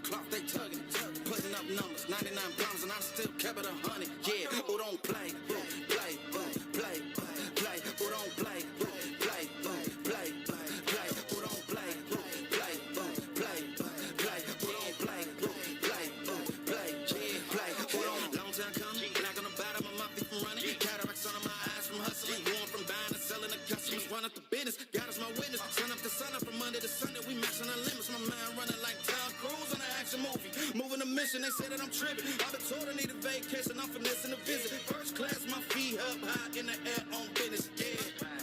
Cover the city, your city ain't working. It's all for nothing. Bloomington, Illinois. We are back.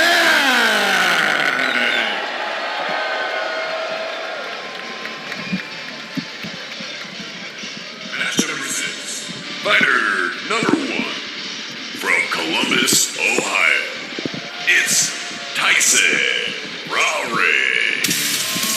Welcome back to the second half of Armored MMA Bloomington on this late summer night in August. We kick off the second half with a matchup between Tyson Rowry and Daniel Eddy. Tyson Rowry has been impressive in his first 2 outings here, coming off of an MMA career translating into Armored MMA, last winning in Detroit a few weeks ago by decision in 3 rounds, Mickey.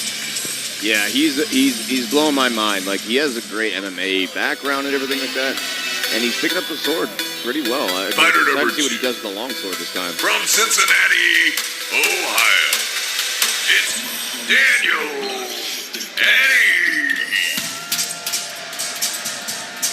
Daniel Eddy is an experienced fighter in Armored MMA. Tonight, in facing Tyson Rowry, he faces one of his closest friends. Sometimes that can level up the competition. Oh, yeah. He said, hey, it's going to be a friendly fight. I'm coming in to test him. I want him to become better as a result of facing me. He's my friend. I want to make sure we go home, friends. But I'm also here to tear him to shreds. Yeah. I was waiting for it. I mean, that's the mentality always. And whether you like him or not, like, you want to tear him to shreds, but you want them all to come home. And, yeah, there's so much respect out there, and I love seeing teammates fight each other.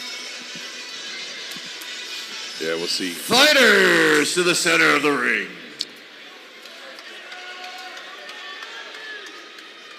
To reintroduce the fighters, wearing the black brigandine from Ohio, it's Tyson Reig.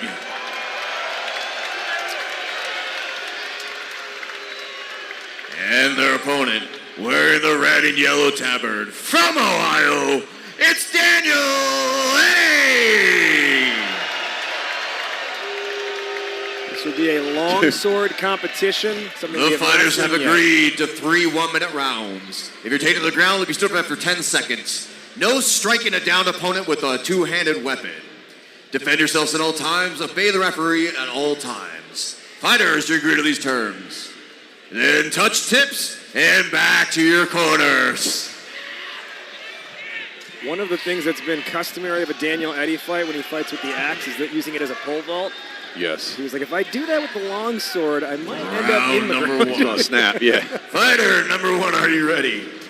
Fighter number 2, are you ready? And who's ready for a long sword match?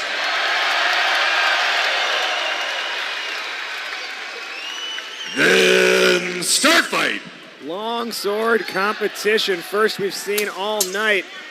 As you see, both hands on the sword, no shield to protect you. It is an entirely different technique. And it's different, yeah. It's so different. You got to approach it differently. Yeah, the speed, because you have to strike and block. This is like, you know, when you watch movies like Crouching Tiger, Hidden Dragon, things like that. Like, this is what you're seeing, but in real life. Look at that volume. Just a short chops, but I love that kick and that side step with the strike. You get so focused on the sword work, you almost forget that they can use the lower body as well. 30 seconds. Yeah, my favorite thing to do in a longsword match is fight from middle, like center of the chest, up to the top of their head. When they lift their hands up, kick them in the chest.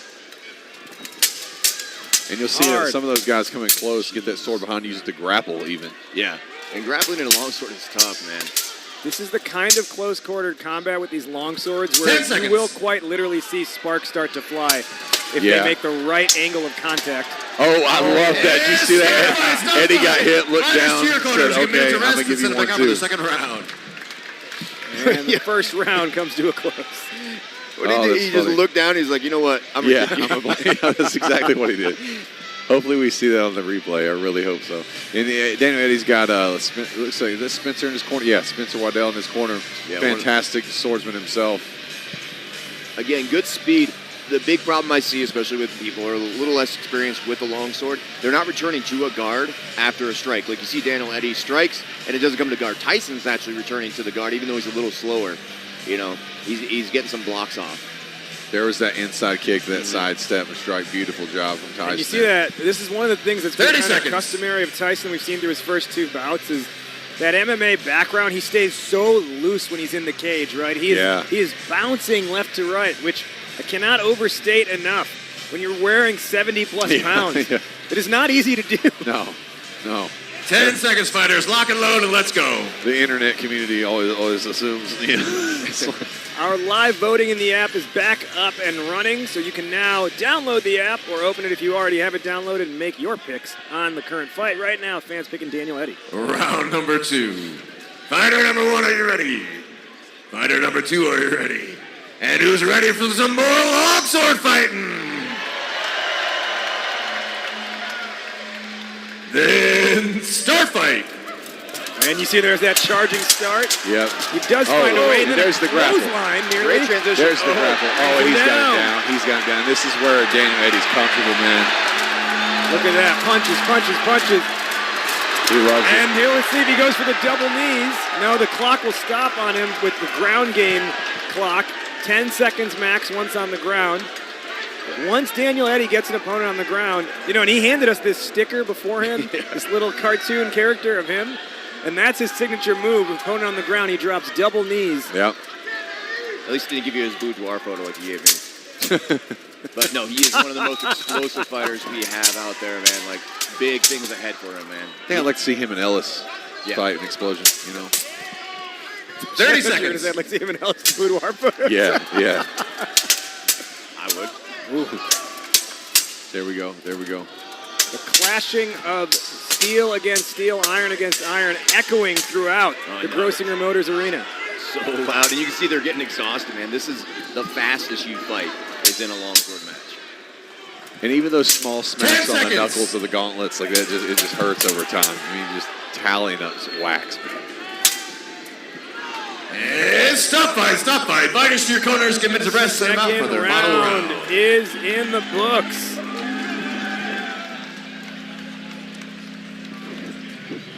This is...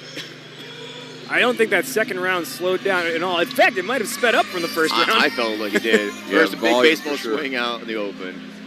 And then, beautiful transition into this grapple. Like, being able to let go of your longsword and to move like that, brilliant. And then he capitalized. He's got to watch some of those hits to the back of the head, though. Yeah, and he's got Mario Aguilar and Spencer in his corner. That's one heck of a corner to have in your team. Go faster. Go move. Hit harder. Be better. I'll tell you. Right? I want to come back to that 30 running seconds. start that Daniel Eddy did at the beginning of the round, which has been customary of a Daniel Eddy fight. Either he'll use the axe to pole vault or take a big baseball swinger like we saw here, like he did that. And one of the things we were talking earlier, he was like... 10 seconds, fighters. Lock and load and let's go. He's like, the rush of stepping into the cage is kind of like when you're about to go cliff jumping, right? And you stand on the edge, you have all this anxiety and energy. And he's like, but then... He's like, that's basically what I'm doing. I'm basically just choosing to jump off the cliff, and that's why I do the running and start. land in the cage. Yeah.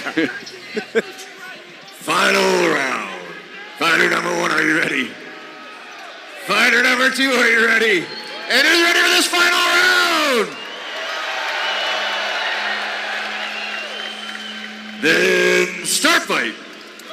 There it is. Speaking of running in there. He's one-handed this thing. Look at him. Solo. We'll go back to the double hand grip. I want to see that kick. There it is. Pressure against the cage wall. Smart. Got to keep him contained, though. There it is. Kick that back leg out, and then step across. Got the arm around the back of the neck. He'll score a punch in the meantime. He sees it. Nice step across. Tyson tries to tackle him, falls down in the process. Good single, though. Good single attempt there from Tyson to hold on to make him minimize that point. But now Eddie will find himself with the advantage. 10-second clock runs out on the ground game. Yep. Customary boos from the crowd. Fight on the ground. Yep. Crowd loves people safe. And rules. Under 20 seconds now. Third and final round.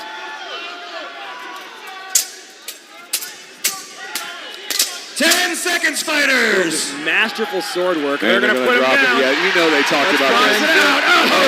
Eddie with the charge. And a big takedown. Daniel Eddie bringing down Tyson Rarick and raining down Fist of Fury. And good kick at the end there. Get you a winner. Just send it, baby. There you go. That was fun.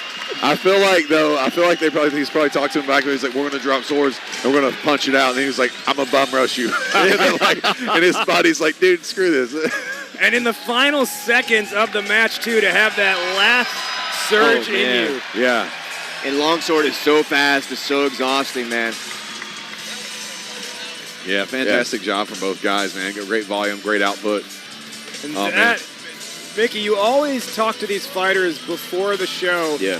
Not just about the rules, but about what it means to compete in armored MMA. And you tell them, guys, you will show your opponent respect by taking them all the way to the final bell. You don't give them anything by just letting up because you think you're winning or because you see that they're hurting. Take it all the way to the end to show them what the extent of their own potential is. And that's what Daniel Eddy just did to Tyson Rarick. Yeah, he showed him, like, I know where your limit's at. Let's see if we can make it a little bit more. And just bum rushed him head down. Yeah. Picked him up, I think. That's what I'm saying, yeah. That was awesome. I'd have been ticked. Tyson, I'd be like, bro. Good fun ending. All right.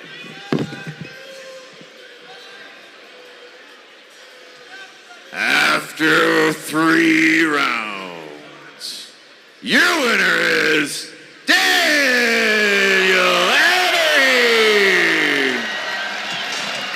The man man who has a gold medal in pole arm, the #1 pole arm duelist on the East Coast, runs up his 2026 record in AMMA to 4-1. Yep.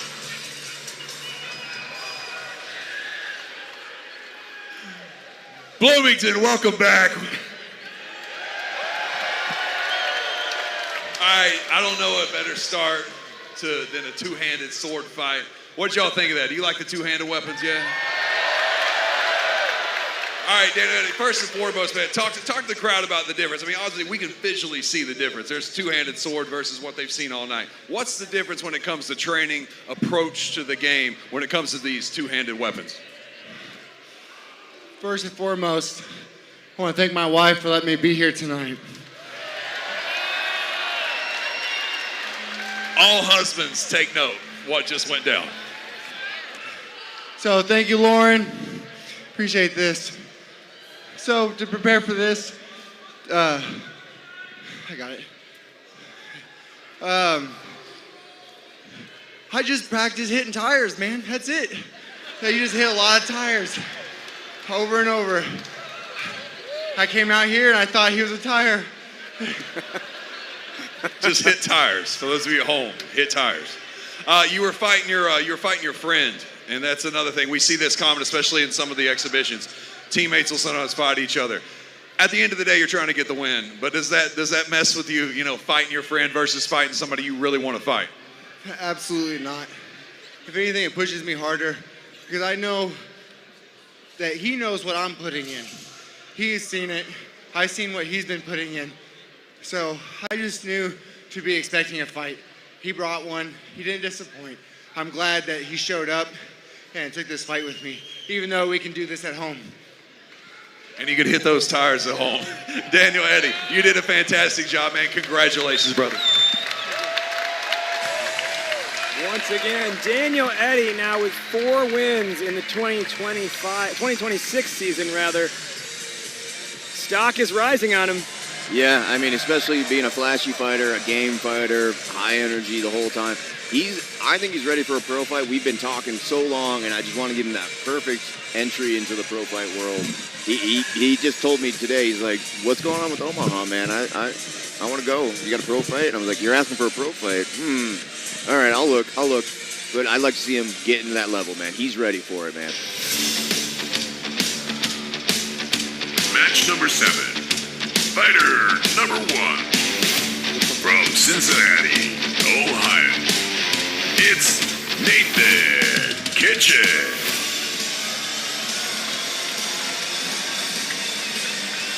We saw his brother, Brent Kitchen, earlier on. Now, it is time for Nathan Kitchen. Can he avenge the loss that his brother suffered earlier on? Nathan Kitchen steps into the Bloomington, Illinois Grossinger Motors Arena coming off of a victory in his last fight, July 18th in Pittsburgh over Will Harkey. Yeah, and we were negotiating the contracts with everybody like that and had both Kitchen brothers against Ethan. I was like, all right, I have to have one, you fight him, right? And it just turned out that Nathan was talking more trash. And he's just like, I want Nathan. Surprise. Yeah. From Middletown, Ohio, it's Ethan Kinsel.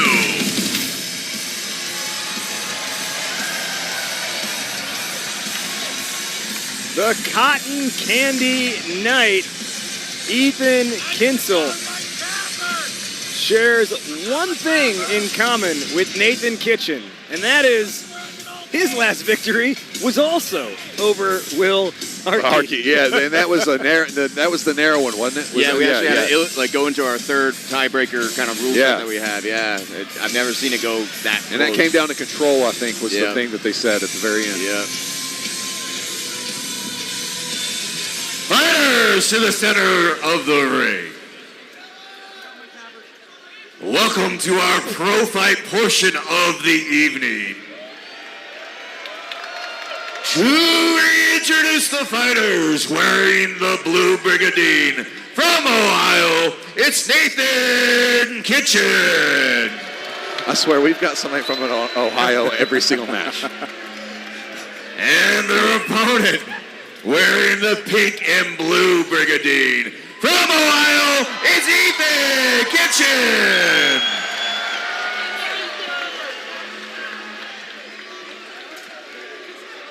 And our referee for the pro fight portion of the evening is Ricky Red Panda Rayo. Why are they? Now the fighters have agreed to 3 2-minute rounds. If you're taken to the ground, let me start after 15 seconds. No illegal strikes. Defend yourselves at all times and obey the referee at all times. Fighters, do you agree to these terms? Then touch tips and back to your corners. Round number 1. Fighter number 1, are you ready? Fighter number 2, are you ready? And who's ready for your first pro fight of the evening?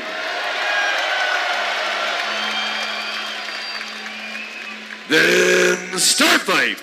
Here we go. Mickey, you hungry? Not everyone's a kitchen, you know? My goodness. We were talking so many kitchens tonight. I flubbed it. Too many kitchens, not enough kids. And everyone's from Ohio. Mickey, you planned this. That being said, Kitchen is bringing the sink and oh yeah, that jab with that shield punch is working really well for him. When we've seen, he's looked really good, and obviously his past fights, but Ethan's been looking smooth all his last fights, but Kitchen's neutralizing right now. Doing a great job. It's an interesting take, actually, for Ethan to be switching stance. Like, he's back to the normal sword and shield stance. I actually haven't seen him. Whoa, he smoked the man, put a hole in it. Yeah, that's what that crowd likes to see. Yeah. Oh. This is masterful sword work and defense all on display at the same time. And I like that split seam punch down the middle without rotating the shield over. Good reads from both opponents there, guys. Both of them. Now just to remind our fans, now that we're on the pro fights of the evening, these are 2-minute rounds. 2 minutes in between each round. And if they go to the ground, it is 15 seconds of ground game. Yeah, and the fighters are requesting some different ground rules coming up, so we might entertain them. They want more ground time, so. That would make you go deaf, man. Oh, that is just going to make your ears ring. Back-to-back shots right over the top of the dome. Good. I do love that little in and out that Ethan does, but he can't stay there. Nice posting high with the shield and then coming underneath with the sword. You already feel the difference in the kind of fight when they get 2 minutes in a round. Yeah, that's so true. 10 seconds. Good reversal immediately. Kitchen just having that awareness, knowing he's near the cage. Nice post now by Kitchen. Oh, stop fight. Fighters to your corners. Those last 2 minute rest and send them out for their second round. Felt those for sure. Man, good solid first round. Yep, from both guys. Both fighters really with impressive showings in the first round, as we see some of the action here. Ethan needs an answer to that shield punch, and really you got to use your sword hand to block it. Either you flip them off with your sword hand to block it with your fist facing them, or you have to crash down on that shield coming in with your elbow from above. He's not blocking any of those shield punches unless it gets tangled up in a strike, but Ethan's going to have to answer with some sort of block to those shields that keep getting through. You talk about Nathan Kitchen's desire for trash talk. Him and Ethan trained together on the same team, so obviously the trash talk was turned up even higher. Oh, 100%, yeah. And just to that point, when I asked each of them separately, 1 minute, what's your strategy going into this one? Ethan says, well, I haven't gotten a throw yet on an opponent. I really want to have the night be the night I get a throw as a takedown. Meanwhile, Nathan goes, you know what? I just don't want to get kicked in the nuts by him. Yeah, that has happened. And Nathan's got that wrestling background. I remember my first time, meeting Nathan and fighting with him at, Ohio Ren Fair or something like that. And I was very impressed by his grappling skills. Good base, good solid defense against the throws. Now, I have seen him out there in the field a few more times. I have thrown him a few times, but it's not easy. So I think Nathan should be pressing in a little bit more this next round. 30 seconds. Yeah, and in our live voting in our app right now, fans at home, you believe just by a very narrow margin that Nathan Kitchen has the upper hand at this point. 10 seconds, fighters. Lock and load, and let's go. The Armored MMA app and live vote along with every fight. If you choose the winner correctly, you will find a relic inside of your app in the coming days. A relic is a short video highlight from that fight. Fighter number 1, are you ready? Fighter number 2, are you ready? And who's ready for another round? Then start fight. Round 2 here again. Ethan Kinsel, the Cotton Candy Knight, in the Cotton Candy colors. Nathan Kitchen in the navy blue. Good little adjustment there from Ethan. Yeah, get a little bit I like more that high step through, and then, but it was smoked out by Nathan. Oh. He's doing a good job realizing that when Nathan posts with that shield, he's going to go low with that sword. Yeah. But Nathan managed to both block simultaneously the top and the bottom all at once. Oh. That came in hard. Break, yeah, that came in really hard.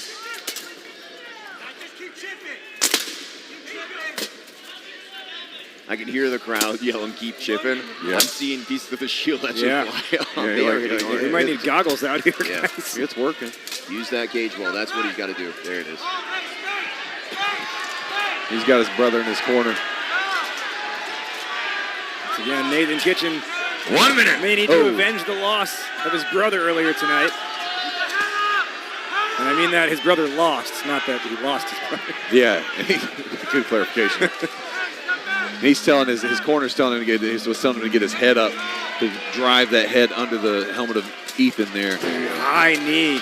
And we're seeing some masterful cage work right here too. That sword on the neck though. Yep. Nice counter attempt here by Kinsel, but good job. Unfortunately, he will fall to his back, and Kitchen will end up in a dominant position. It was a good patient wait on Kitchen's end to get that takedown, but Ethan's doing a good job being in that position, neutralizing him entirely. Did not have any points scored. Yeah, it didn't work out in his favor, but I liked the awareness of Kinsel to try that.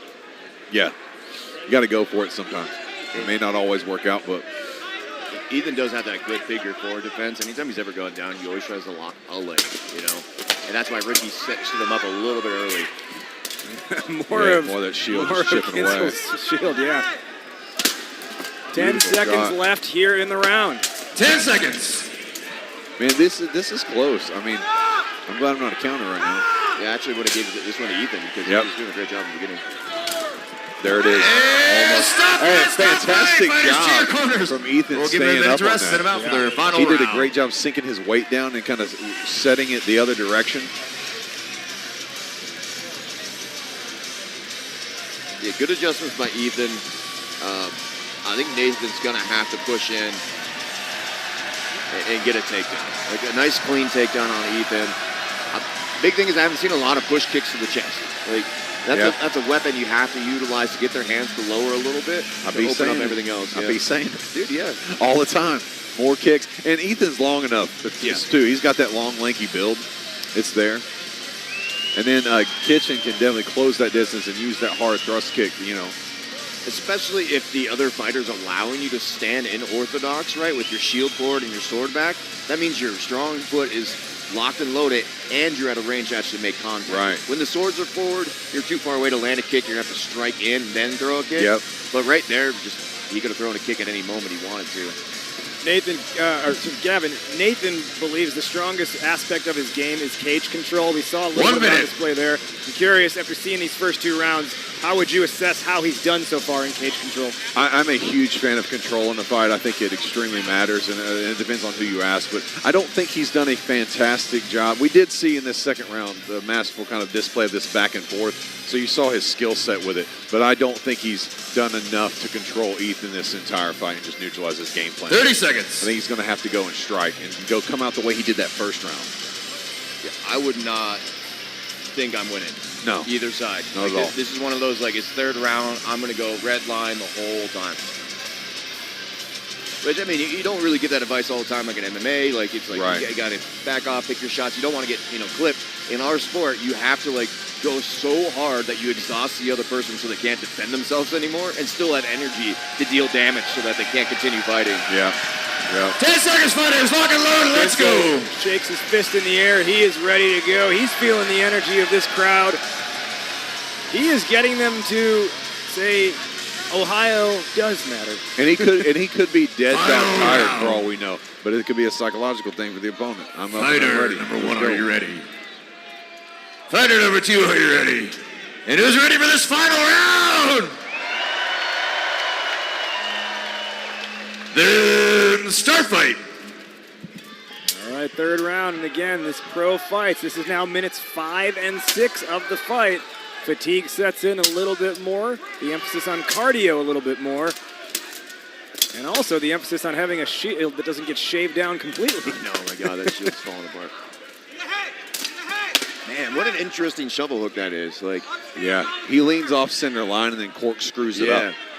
Which, again, I don't see that in any sport except for here. We have these weird weapons. We got to figure out how to use them, you know?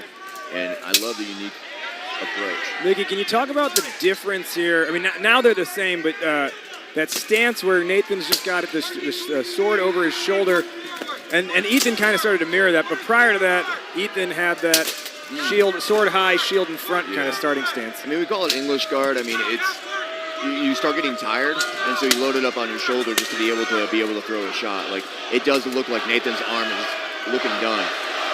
Nathan says, "Come on, give me more." 1 minute. Fans in Grosinger Motors Arena chanting, "Drop the sword." Yeah. They want to see a boxing match. Well, man, Ethan's corner's been telling him to go forward, go forward, go forward. You've got to go forward, and I think they're right. And because Ethan's been picking up some points and chiseling away. So they didn't give the crowd what they wanted, so they are being booed. Now, it's cool to drop the sword, but if you drop the sword and the other guy does not, you're considered non-dominant. So you lose points then. Yeah. This is the time, though, I think Ethan 30 seconds needs to crank it up. Nathan's looking tired. Ethan is looking strong right now. He's got to crank it up. Right now, perfect time to step across for DeSoto. Can he get that takedown? Oh, no. Yeah, he's tired. Right there, something happened. What happened? Disarm. Oh, There. disarm. I sat there, I'm staring at him, and he has no sword, but the word was not coming to my mouth. This one has been tough linguistically. You got Kitchen, Kinsel, Nathan, Ethan. There's also a Brent in the corner. And they drop the swords, much to the delight of this ISU campus crowd. Going right at it, punch for punch, blow for blow. All the way to the end, and it ends with a takedown. Fighters to the corners. We're going to the judges. But I don't know if that's going to count. I don't know. I personally wouldn't have counted it, but I'm not the judge. That's one of them things. If one of them's tired and the crowd's going to drop the swords, they're like, "Dang, all right." I know. You know. Honestly, but Ethan, that last round, man, he came through. Yeah, he did a great job. And I think Nathan knew that he had nothing really left in his right arm. Yeah. And he's the one that initiated the drop the sword, so he may have been like, right. I get it, you got me, you know, but who knows? It could have been close, man. I definitely think, I do think Ian pulled that out, but I could be wrong. Yeah, it depends, because Ethan's. the first round was so dominant, I think, by Nathan. Yeah. See some of that activity from earlier in the round here. And as we watch some of this third round action back, where do you think, Gavin, the advantage started to tilt? Man, honestly, I would say the third round kind of solidified it. I mean, you could argue the second because that first one I gave to Nathan. Yeah. And then that second one, there were adjustments made. They were solid, good chiseling apart. And then that third one, he just picked up. He didn't get tired. I mean, if he was tired, he wasn't showing it. Yeah. I'm not sure because, again, that first round was a little runaway from Nathan. Right. He might have had it on points. He And may they have just kept been it so too far close. ahead. Yeah. But and we've seen that before. Plenty times, yeah. And there they go. When they drop the weapons. Crowd goes wild. Everybody has fun. And it's, when you have that big punch shield, it's not the same as just squaring up.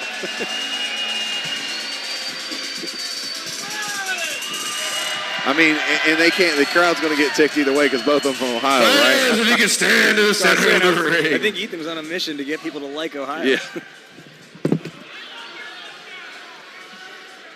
After 3 rounds, your winner is Nathan Kitchen. And if you can't stand the heat, get out of Nathan's Kitchen. We had to get one pun in there, you know? There was 2 good. kitchen fighters, like... I know, and I even made a third one by accident because I saw the Kinstall and I read Kitchen in my brain. Nathan Kitchen, Ethan Kinstall. I don't want this job anymore, dude. All right, Bloomington, I promise there's not a secret goal to get you to like Ohio. There's just been an Ohio person every time. That's just kind of how it is. Go ahead, get it out, get it out.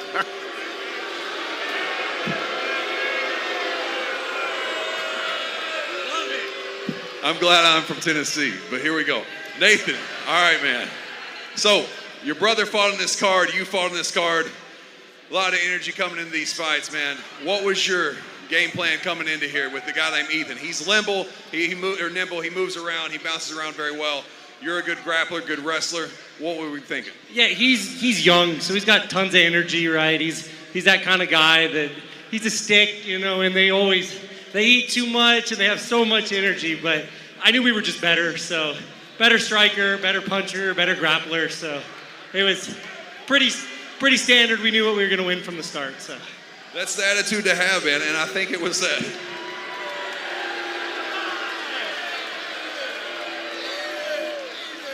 I don't know if I've had this hard time doing an interview before. Give us a second, guys. We're on live TV. Let it breathe. All right, so anyways, man, so you're going through this fight. You knew you were going to win. The first round was the round that I thought was the one where you ran away with. I think you scored a lot of points that round. Was the second and third round, were you worried by the end of it at all? Did you think maybe he caught back up? Yeah, never worried. If he was able to find a good takedown, we could have been in some trouble in the end there, but he didn't really try for it. There was a spot where he should have, and I was even talking to him like, hey, just step through that. You got that takedown. And he's like, oh, crap, and then tried it. And it was like, it's a little late now, but he could have won that. His first round was a little slow, but his second and third, he kept the same pace, so he kept going. So he's right there. Well, you did a good job, man. You did enough to pull out the win. It's a pleasure watching you. Now, I know you love to talk that trash, keep it interesting. I love it. Do you want to say anything? Nothing else much, but Ethan's been talking a lot of trash, so that's why he got this fight. So he's a little more work, and we'll fight him again, and we'll see what he's got. So he's improved a ton, so he's been doing great. Fantastic job, brother. You avenged your brother. You did a great job. You're always a pleasure to watch, man. Congratulations.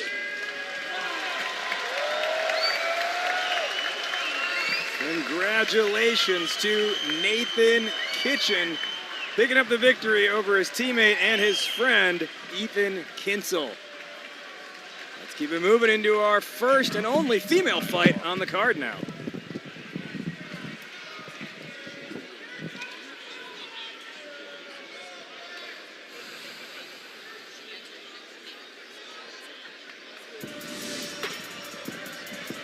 My name is Ashlyn Pfau, also known as Lady Ashlyn, and I fight out of Cincinnati, Ohio with my team, the River Sirens, and I've been fighting for about 2.5 years.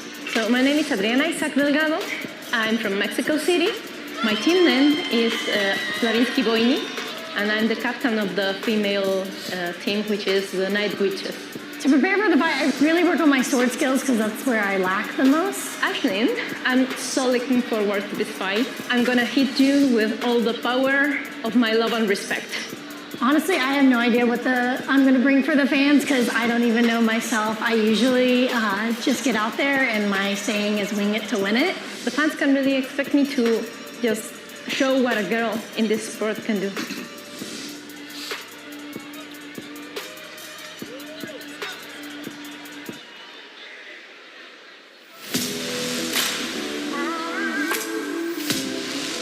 Match number 8. Fighter number 1. From Mexico City, Mexico. It's Armanda Isaac. Dang, there we go. All right. Mexico City is a city that dates back centuries and centuries and centuries to the Aztec Empire. It is a city that used to be surrounded completely by a lake in between mountains. Over time, the lake receded and land came up. And as land came up, as the Aztec warriors went away, new people had to step in. What we are seeing now in this century is the next set of great warriors out of Mexico City, like Antonio Pineda, who we see on many fights, and like the person standing in front of you right now, Armanda Isaac, making From her Cincinnati, MMA debut. Ohio. I'm being dead serious. That was a brilliant history lesson. I'm being dead serious. I'm being dead serious. That was very well done. Well, you can tell who the crowd likes for this one for sure. And this has got to be the first time I've seen boos for Lady Ashley Fowl. Yeah. We were talking about how she's usually the crowd favorite. And we'll see. Maybe it takes a round or two, but Armanda Isaac already with fans in her corner debut. Lady Ashley Fowl on a 2-fight win streak this year. Very, very interesting matchup because while Armanda is debuting, we talked about it in the pregame show, she is undefeated over the last year in various competitions in Mexico City. Fighters to the center of the ring.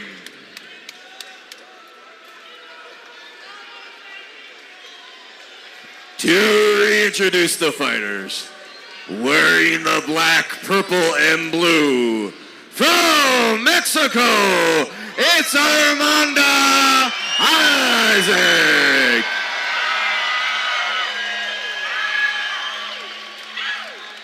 And their opponent, wearing the purple and white, from Ohio, it's Ashlyn Fowl.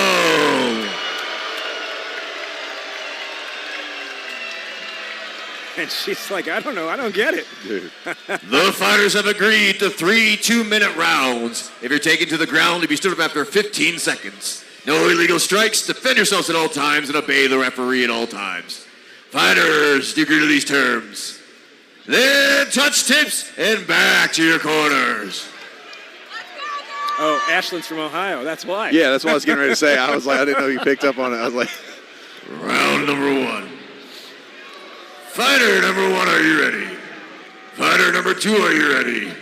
And who is ready to kick this fight off?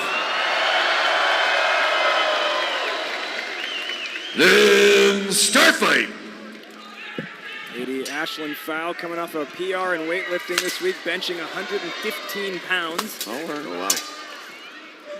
So she looks delicate, but she can do the dance inside of Armored MMA. Yeah, there's that grappling. That's what she likes. There's that grappling. And then you see how she also did that hip check, hip too, bump, in the process. The big thing about Ashlyn is she throws all of her tosses without any hesitation. If she doesn't get it, she trusts herself on the ground. There it is, beautiful Hiraigoshi. Now she... Girl getting back up, though. Yep. And it looks easy, but it's not easy to do once you're down like that to just get back up to your feet. Yeah. Because of the weight of the armor, because you're being attacked in the process. Yeah. Beautiful, arm lock by Ashlyn Fowl. Oh. And the tie up now up against the cage post. You see that? Nice. Yeah. 1 minute. Nice little calf bump there with the back of her heel brings down Armanda Isaac. Armanda's doing a decent job of negating that. Oh, that's right to the spine. And to to the groin. I haven't had a hole in our mat with a knee yet, but it's possible. There might be 2 craters in our mat right now. And speaking of the mat, we had the amount of shaved chippings that are up there from that shield. It's crazy. You need to sweep it.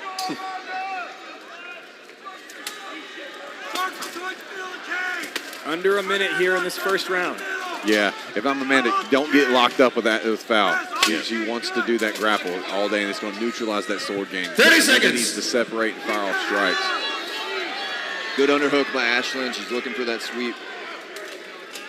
And she's trying to do the double step. Little pop of the leg and a step across. I don't think she's in a good position to do so right now. She, back against the wall, maybe to rotate out a little bit more. Final 10 seconds. 10 seconds here. Armanda Isaac has really been holding her own here in her debut AMMA fight. She finds a hole with that. Stop fight. Fighters, to your corners. Get minutes rest in about for the second round.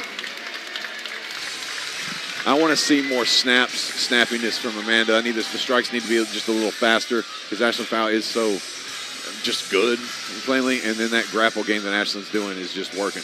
Mickey, it's rare that you would, if someone's debuting in AMMA, their first fight would be a pro fight. Talk about why you thought that should be the case here for Amanda Isaac. Well, international fighters have a lot harder time coming to us, and they're usually competing on international levels, like against the best of the best. So when we have people come from overseas or, out of the country and stuff, our first thought is like, are they pro fight ready? Not are they exhibition and should move up. Is like, what have they been doing in the other countries? We're in America, we're not isolated by any means, but, I don't get to see what they're doing. I'm watching all the American fighters all the time. And so when I saw her, video submission, I was like, all right, she's undefeated in her pro fight records down in Mexico. She's traveled the world fighting. That sounds like a pro fighter. Saw her video. I'm like, that looks like a pro fighter. And, and Ashland's showing, what level Americans got for pro fighting. Right. He may be undefeated in Mexico, but right now Ashland's, bringing it to it. She actually, Amanda Isaac, most recently participated in Mexico City in a local pro fight tournament that was during an artisanal knife fair. Not a night fair, but a knife fair. I don't know if it was a knife fight. I thought you said a nice fair. No, knife. K-N-I-F-E. I don't know if it was a knife fight or a sword fight, but she did win first place regardless. Yeah, she's pulling the Beat It music video. 30 seconds. Link up and do the knives. All right, so you're saying at some point they just started dancing. It's possible. Yeah. And the adjustments we're going to have to see, Ashland's obviously going to play the grapple game for the rest of the fight.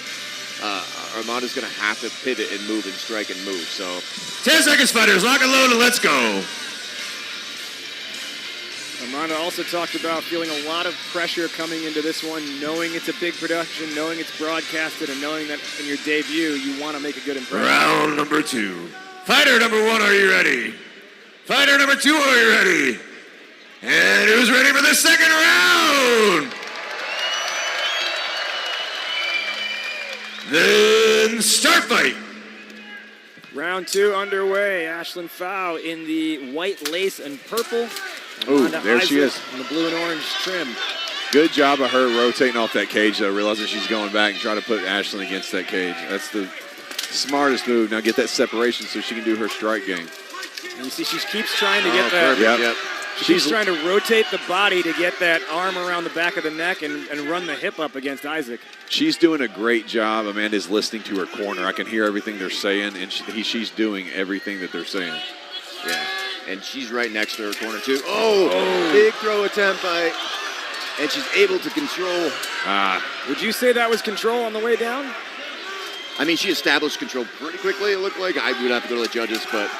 Doesn't matter. Amanda's in a bad spot right now. This is an awful position to be in. Knees down. Yeah. It looks painful. Yeah. That was like doing a split where your head's down. And I think is the sword stuck there? Yeah. It looks like the whole gauntlet is actually stuck on the helmet.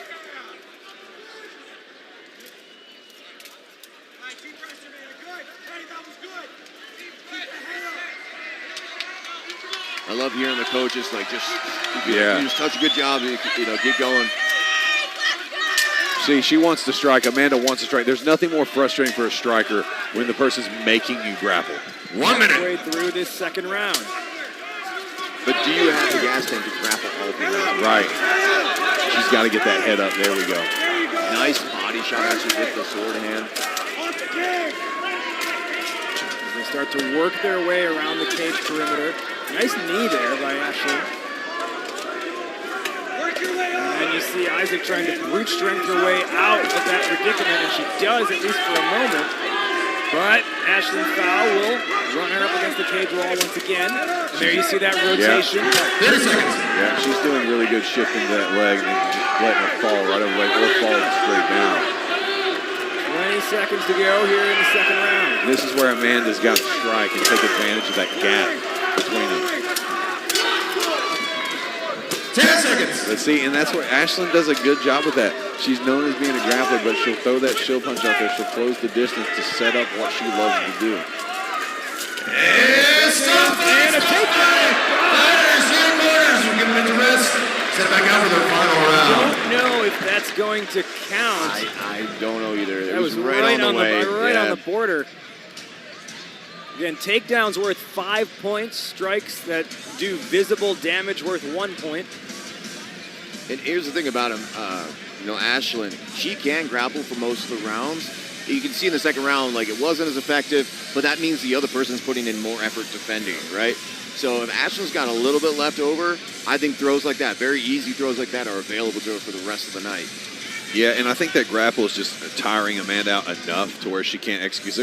There's a couple times where they had that separation. There was a chance to start executing strikes off, and it was just a little slower, obviously, been working so hard.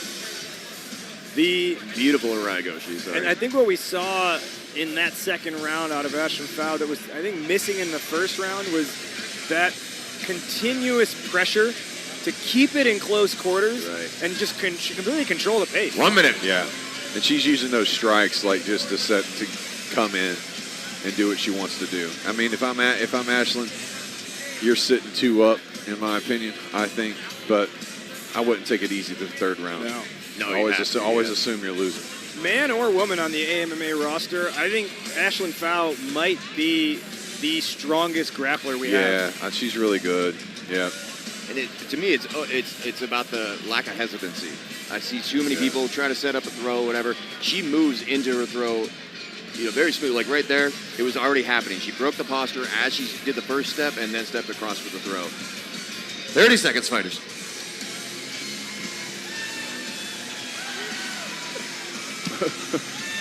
Well, Armanda's still showing signs of life. She's going to need, I think, a couple takedowns in this round. Yeah. Yeah, she's got to... 10 seconds, fighters. Lock and load and let's go. I would like to see some kicks, too, because Ashlyn loves to come straight in, deliver that teep kick every time. It's going to stop that person who's coming in, make him a little more hesitant, especially when you're hitting him in the guts with that leg. Fighter number 1, are you ready? Fighter number 2, are you ready? And who's ready for this final round? Then start fight. Here we go, third and final round underway. Our only female fight on the card tonight. And there's a kick, yeah.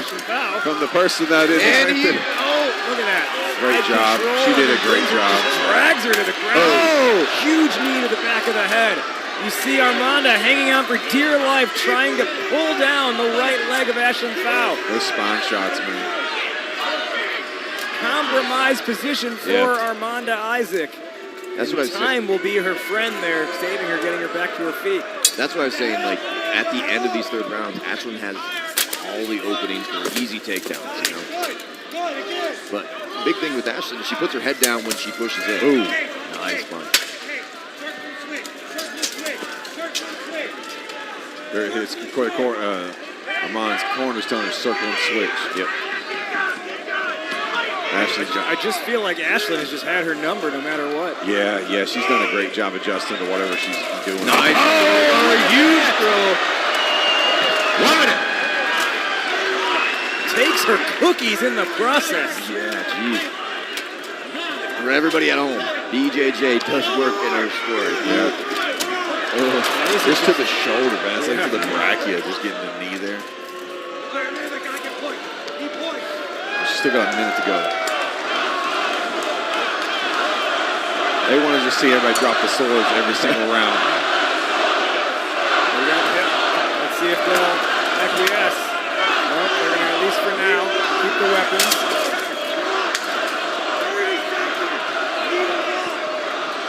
Seconds. Ooh. Double shield punch.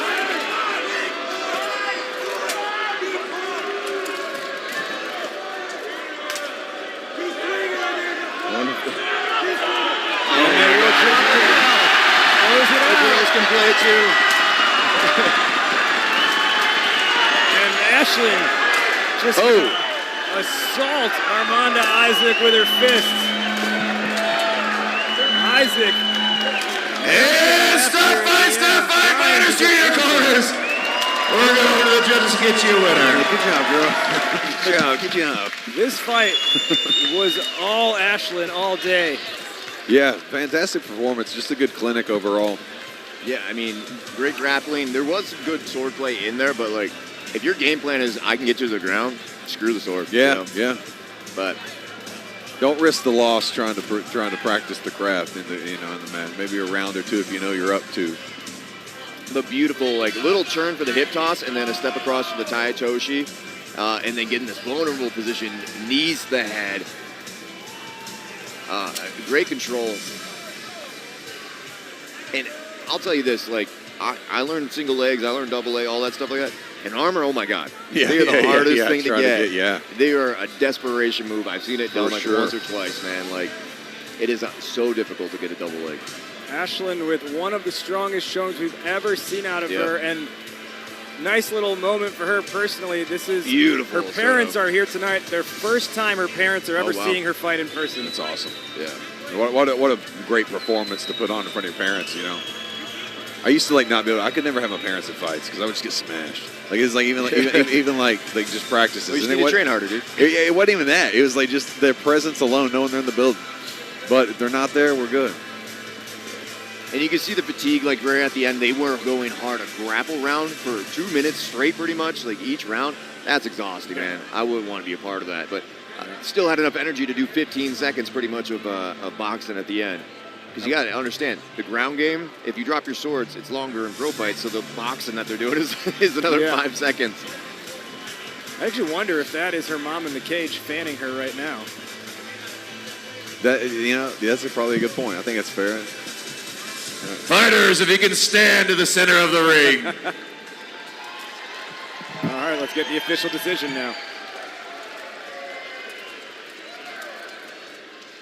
After 3 rounds, your winner is Ashlyn Fowl!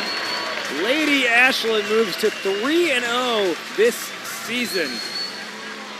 And Gifts from Armando to Ashlyn. Every time any of the fighters come up from Mexico, they bring candies, they bring gifts. They are the sweetest people and some of the most violent people I've ever met. So absolutely love. great show of respect there. Great sportsmanship from both fighters. Let's send it up to Gavin now to hear more from our winner. All right. Ladies and gentlemen, these girls can fight.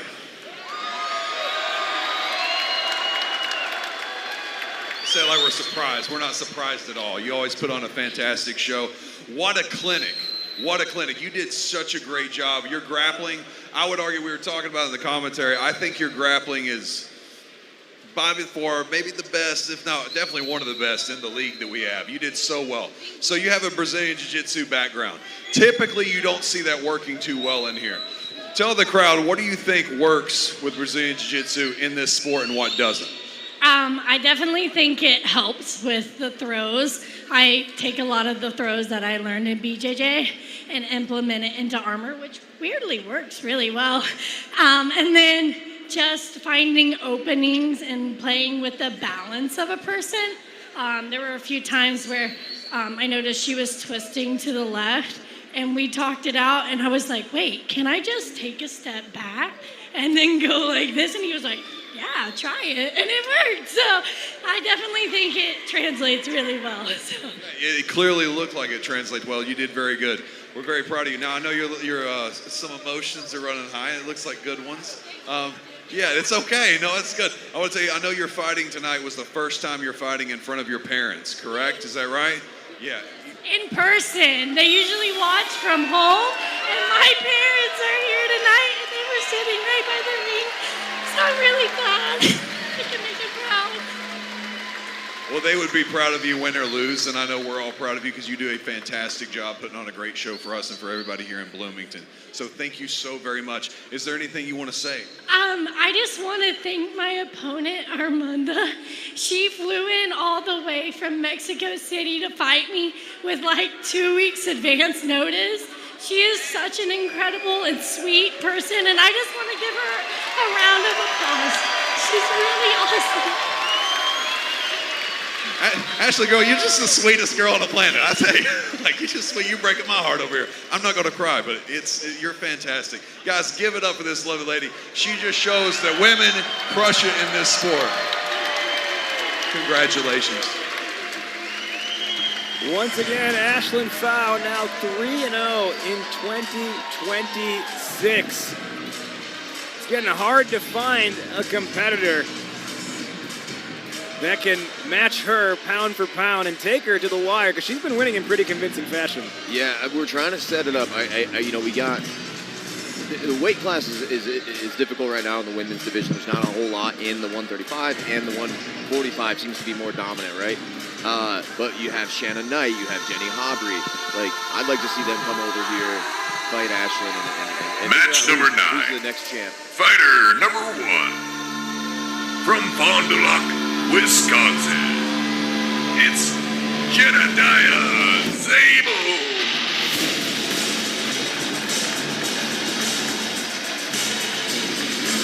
The product of Fond du Lac, Wisconsin, Jedediah, or Jed for short, Zabel, weighs in at 260 pounds and benches 315 pounds.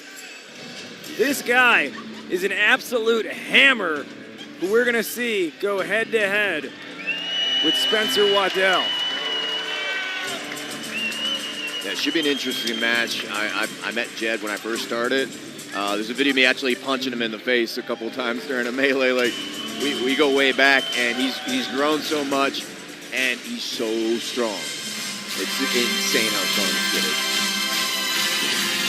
Fighter number 2. From Belleville, Illinois, it's Spencer Waddell.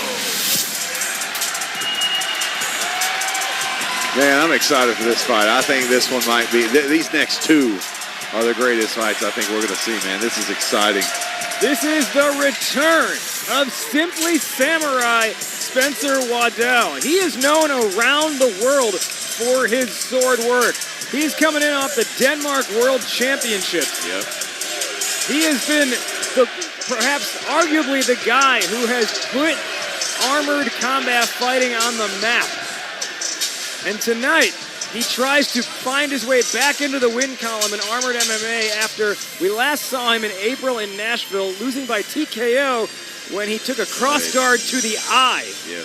So with blood coming out from the ocular region, we had to call the fight, which he didn't love, but obviously you have to for his safety. If he gets a chance to go all 3 rounds, this guy is something special. Fighters to the center of the ring. To introduce the fighters, wearing the yellow and blue brigandine, from Wisconsin, it's Jedediah Zabel.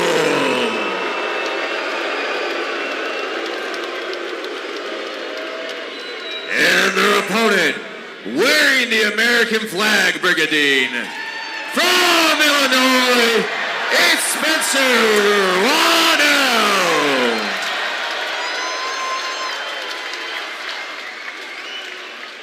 The fighters have agreed to 3 2-minute rounds. If you're taken to the ground, you'll be stood up after 15 seconds. No illegal strikes. Defend yourselves at all times and obey the referee at all times. Fighters, do you agree to these terms? Then touch tips and back to your corners.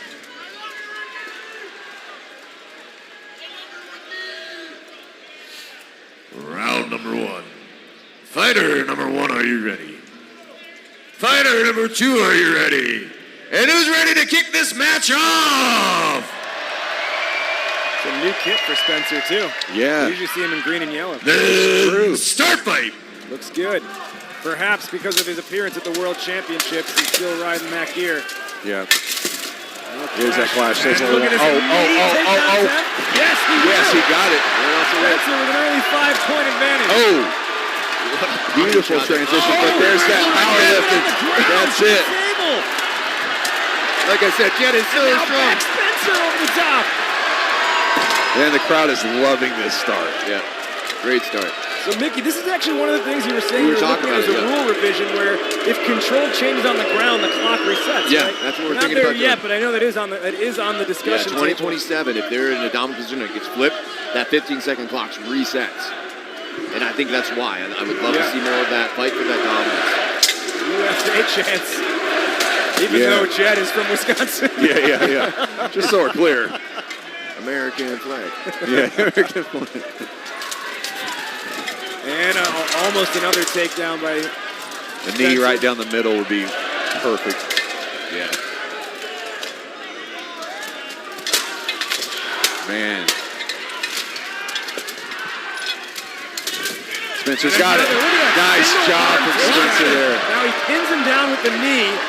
Getting those and then points. he'll use the sword. Just chop. Spencer's so smart, so ring aware.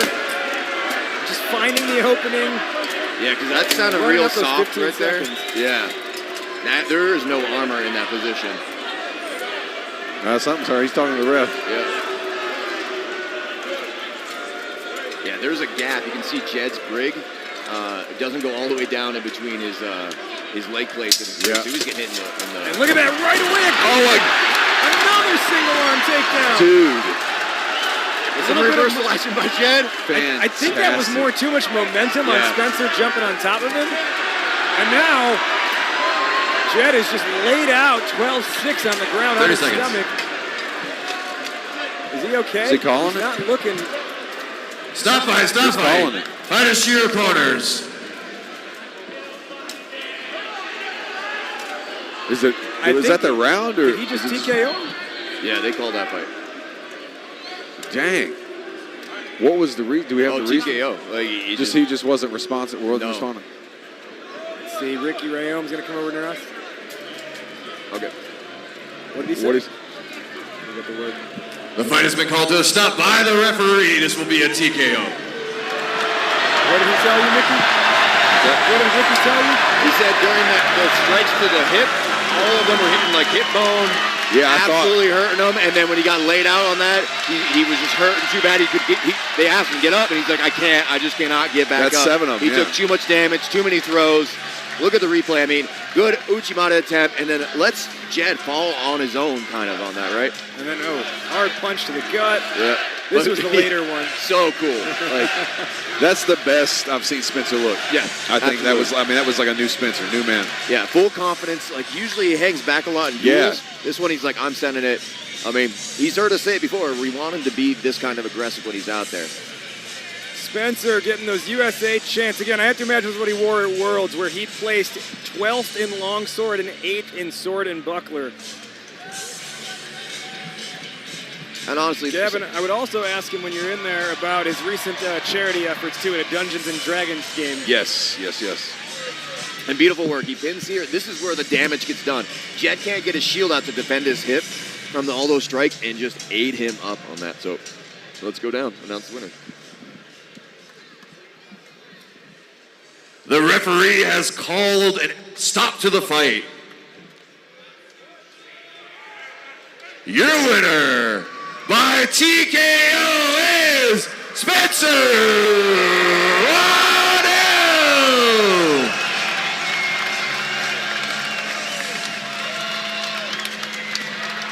Huge comeback victory after losing his first 2 bouts this year in AMMA. Spencer Waddell is back, everybody. Yeah.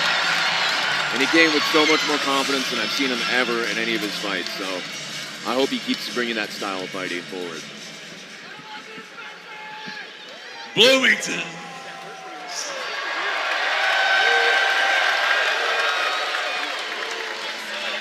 Man, that was the most entertaining fight all night. I mean, that was hands down. Let's talk about your Brigadier here for a second. So usually, those of y'all haven't watched this man fight. He's amazing. He's great. He usually comes out in a green and yellow and black Brigadier. Obviously, we got the USA, which I think this crowd likes pretty good.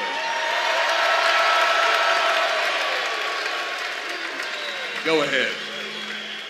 We live in a pretty great country, so talk to me about your brig. What made you change tonight? So I was feeling that Apollo Creed style today. I went and represented the United States in Denmark. Came back 8th in the world for sword and buckler, and 12th in the world for longsword. Still didn't podium, but I'm gonna keep on trying. Man, you did a great job. So you go from competing in worlds, you come here, and you showed us tonight what we had been wanting to see from you for a long time. It's always there. You're nimble, you move around, you're flashy, but the aggression, sheer aggression today, you look like a brand new fighter. I mean, it was the best version I've seen of you. Was that your plan with a guy like Jebediah? What brought that out tonight? I've been looking forward to fight Jebediah for a long time. He's one of those guys, if I slept on him, he's gonna eat my lunch. So I'm like, he's gonna split me a sword fight, coming in and get it down, that bam, bam, take him down as many times as I can. Well, that takedown worked. It was beautiful. It was quick. And I was talking to the ref. When you were down on top and you were hitting those sword shots, it was getting in between his armor. So he was hitting that. That's not your fault. That's just smart. That's part of it. And then when you had him down here, he couldn't get back up. So you got that TKO. How's it feel to get a TKO win? First one of the night. It was absolutely amazing!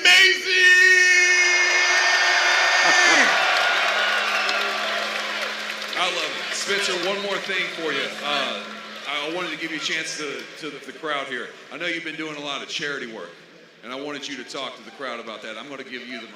Oh, I'll keep it real short. So I was doing something for the Children's North Carolina Advocacy Centers where we're doing D&D, because we're doing like real life D&D here, leveling up. And I had Luke Gygax, the son of D&D, or son of the creator. We did an amazing live show at Gen Con, and we raised $31,000 for kids in need. And letting them know they can learn sword fighting, get out here and learn this and treat this, and be the next level, because I turned 40 this year. I'm tired. My mentor's out here somewhere. Well, that's the banner right there.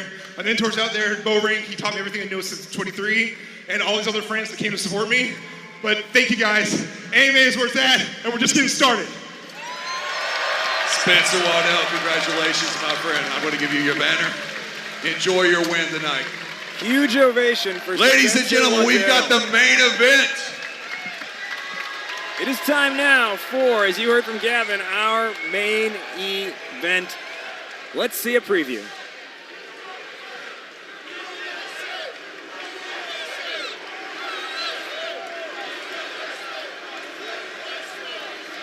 I'm going to wear a star-spangled something when I go out there next time. So that you go from Mexico to USA. Just as long as it's not Ohio. Yeah, as long as it's not Ohio, yeah.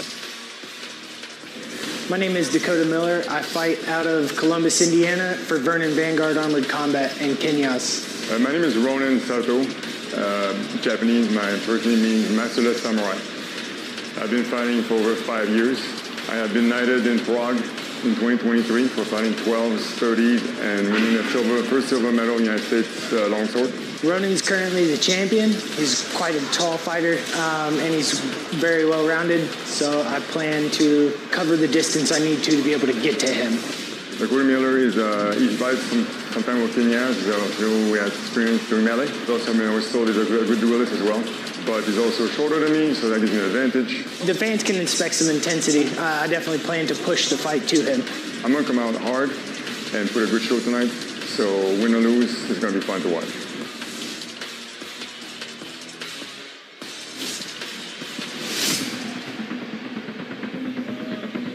Match number 10. Fighter number 1. From Los Angeles, California.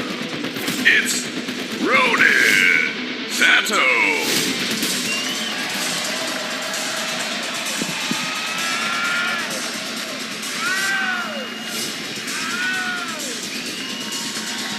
This is the light heavyweight champion of Armored MMA. His career record here is 5-1. He is on a 4-match win streak. He is 54 years old, and yet, if you look at him backstage preparing for a fight in the locker room, he is doing handstands to prep to stretch out his body. He's doing cartwheels for mobility.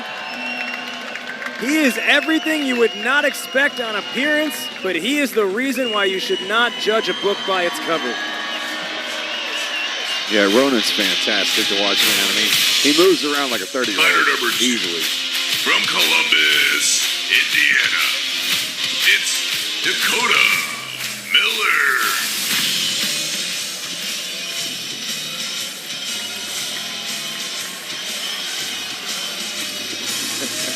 Dakota Miller says when he is standing right there at the top of the stage, making his way down, it is a feeling of an odd sense, like it's the calm before the storm. And the storm starts the second the bell rings and you see an opponent chasing you down in the middle of the cage. Mickey, you train with Dakota Miller. We talked about him in the pre-show. What does he need to do to take down Ronin Sato? He's got a close distance. Ronan's really good on his back foot. He's got the extra range. He can kick like anybody else, man. Like, if you can't break through that range, or at least try to catch some of the kicks coming in, you're toast at distance, right? That's really what, messed up Taylor Jones in the championship, was that he just could not keep the pressure on Ronan because he kept keeping him at bay and picking him apart. So Dakota's going to kind of rush in and throw him to the ground. Dakota gives about 5 inches to Ronan Sato. Ronan stands at 6'4", and he can get that front kick as high as 6'4". Fighters to the center of the ring. To reintroduce the fighters, wearing the black tabard, from California, it's Ronan Sato.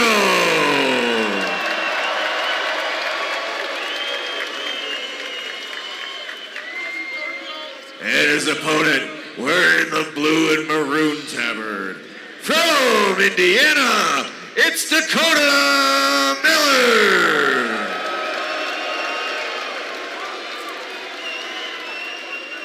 The fighters have agreed to 3 2-minute rounds. If you're taking the ground, let me sit up after 15 seconds. No illegal strikes. Defend yourselves at all times and obey the referee at all times. Fighters, do agree to these terms. Then touch tips and back to your corners. Round number 1. Fighter number 1, are you ready? Fighter number 2, are you ready? And who's ready for this next match?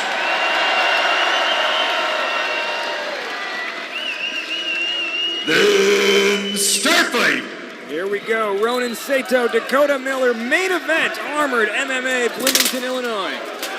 Now, Ronan said, I was talking to him, he came up to me backstage, said, I'm going to throw a lot of kicks tonight. I want to, what he's saying he wants to do.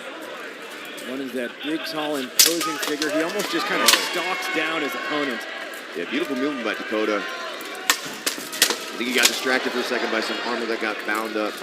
Now, Dakota comes actually from the LARPing world, so in some, I think, SCA as well. Like, and it may sound like, oh, you did a nerdy thing, but like those kind of skill sets with the sword play is super important. And there it is. Ronan's trying to keep the distance. He gets in, he gets out. Dakota's going to have to capitalize on any sort of forward pressure. Dakota's doing a good, solid job defensively. Yeah. Usually he's calm.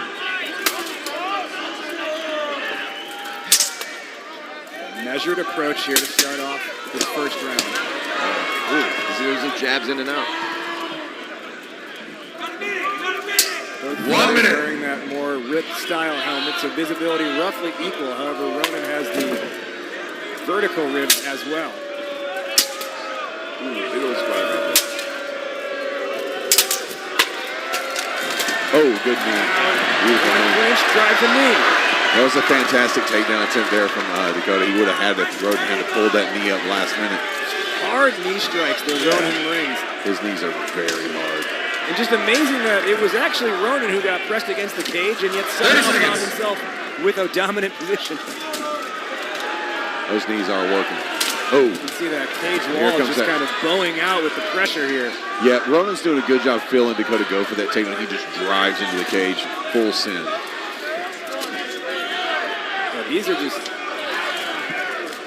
10 seconds. You know, and if you have the opportunity, why not just keep going for it? You don't need to change up anything other than what's right in front of you.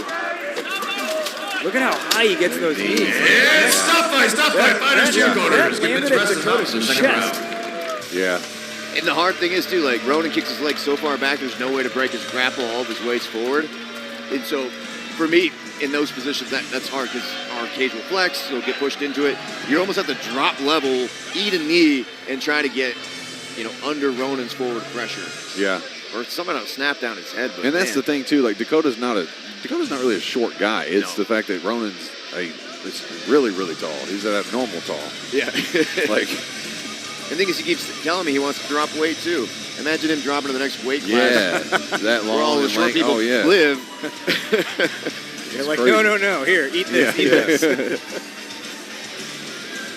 But he's vegan, too, so how am I supposed to keep him, in the heavier weight class? And that's what he says his success comes from being vegan, that he has all the energy in the world, and he believes in it. Feed him beans. Yeah. There's some science behind that, man. They had that documentary about it. The Olympic, there's all these different athletes who went vegan and did the numbers were better, all that stuff. More power to them, but And this is where Dakota needs to really focus on. Like, I know he's getting eaten up with those elbows, but his underhook on that shield hand needs to be deeper, right? And Ronan's doing a great job getting the head in the way of that underhook, but you gotta either slip under the head and shoot that underhook. Level change, my guy. That's really what we're needing from Dakota. I like Dakota's defense, though, at the beginning of the fight. It seems like he was calm. He's 30 picking it up, seconds. but yeah, he's going to have to find out where he can capitalize. Talking about Ronan's veganism, one of our fans at home said, well, imagine if he ate meat. He'd probably have gastro problems, actually, and would not perform as well. So, I don't know. You know, diet's a weird thing. I don't think we should actually talk about that since we're at a sports show. But eat what works for you guys. That's what I tell everybody. Yes. What makes you feel good is what you need to eat. 10 seconds, fighters. Lock and load, and let's go. All right. Dakota Miller looking to show up in this second round as the fighter who is on a 2-match win streak, who is 5-1 overall. Round number 2. Fighter number 1, are you ready? Fighter number 2, are you ready? And who's ready for the second round? Then start fight. Touch tips, and here we go, round 2. So angles are Dakota's friend right now. Yes, yep. The only way to get some distance is incrementally there. left and right, and then cutting out. Hard metal flying here in the early going. And it would be easier if Ronan didn't swing so hard, you know, like because his shots are dangerous. Yeah, and that's the thing, right? It's not just that he's tall; it's that like He knows how to use it. It's these rare. are fast strikes, and he was punting a football on that one. Yeah. And the big thing is I know Dakota's shorter than him, but I think Dakota needs to crouch a little bit more, actually. Get underneath his normal striking pattern, like his half of the sword, and below the usual jabs. He might do a lot better just by bending his knees a little bit. He's sitting too high. Yeah. I honestly want to this is easier to say than in armor, but I almost want to see him do it kind of that Tyson, that bobbing in to work in and then get that grapple and get his takedown and shoot low. Like 1 minute. There it is. Ronan's going to cook now. You heard the 1 minute call. Where you see those hard, high knees once again. It's such, the amount of force he's driving against that cage wall, it's so hard to get out of that. Ooh. Yeah, and those knees don't feel good even in the armor. He's got a good tie clinch with the sword in his hand on Dakota's back of his neck. Dakota's too high up unless he can turn him. But you can't really do a takedown on a taller guy with just a head grip like that. You have to, sink their shoulder into their head and drive them off balance. Pulling someone's head doesn't actually do the flow for you, especially in armor. Man, those knees are looking painful. Those are hard. 10 seconds. And you just see how much of that long, broad base that Ronan establishes. Oh, that one hurt. That one sent him down. Took him down. Stop fight. That one, I think I got the breath out of it. That was hard. Yeah.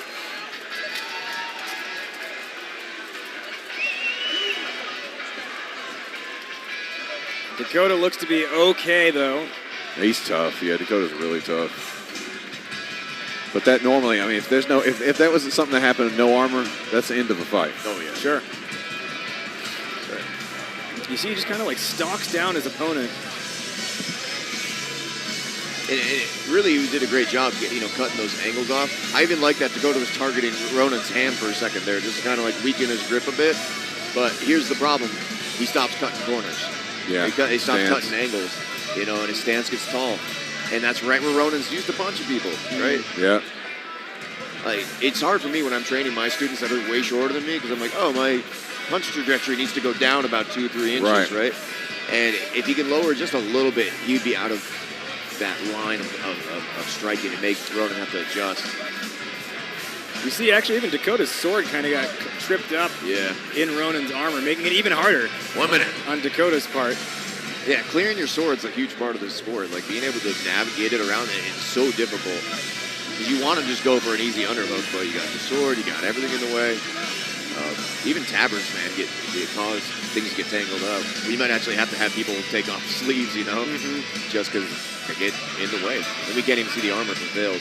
But 30 seconds! Dakota's kid was running around backstage all evening before the show. I think about 2 years old, maybe. Yeah. His wife was there as well, so a little extra incentive now for Dakota to maybe try and turn things around in this third and final round. Yeah. Again, bob weave left and right? From a distance, start at range, step, feint, step, cross left, then step right again, circle to the side, and then move forward. Like, it's just a zigzag pattern with the L step and then press in. Like, either Ronan's going to run away and no harm, no foul, or he's going to stay tight and you're going to be able to lift him up and drive him to the wall. 10 seconds, fighters. Lock and load and let's go. See Ronan being cornered by Mario Aguilar, who picked up a win at the start of the night.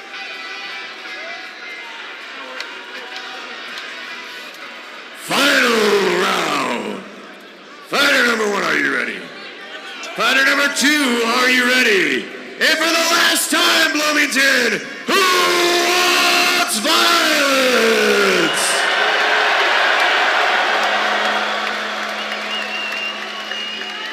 And start fight.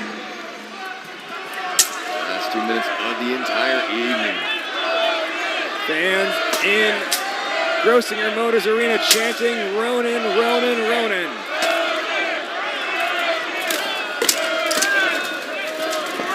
Good job on Ronan circling off and just not letting Dakota charge in. You saw Dakota actually capture the sword of Ronan and held on. Unfortunately, he wasn't able to turn it into offense. Yeah, he's grabbing the back of the gong and locking it into place, but Ronan's doing a good job just pivoting out, man. Setting up those big shield punches, man. I think since the Taylor Jones fight, man, Ronan's just evolved every time. He's gotten better every time we see him. He's one of those. He's getting way more intelligent out there. Oh, he got him, though. That's what we were looking for. That's the Dakota Miller that we know showing up in this third round. Caught him on that forward pressure. And then driving the knees in with his opponent on the ground. 1 minute. See Ronan trying to stave off additional attacks, but then Dakota switches to the headbutt. That's what we want to see, though. Might be 2 minutes too late, but if Dakota can actually run this up. I think we're even on takedowns, right? I think Ronan only had 1. Yeah, but I mean, I know he has a lot of strikes, but that's a huge gap to fill, though, just on getting 5 points right there. Yeah, I know. So now if he can make up the striking points. Yeah, I think Dakota, though, I could be wrong. He's breathing heavy, and then understandably so. Ooh, big hit to the face, man. Yeah. And you kind of see in the body language, too. 30 seconds! Controlled. Even in his eyes, you know, you can see fatigue setting in. Yeah. Ronan should be pushing, though. He should be making sure this ends now. Fans want to see him box it out again. And then he'll drop swords. 12 seconds remaining. To the end of the match. But that's right. Huge hit by Dakota, man. I'm surprised I didn't clip Ronan.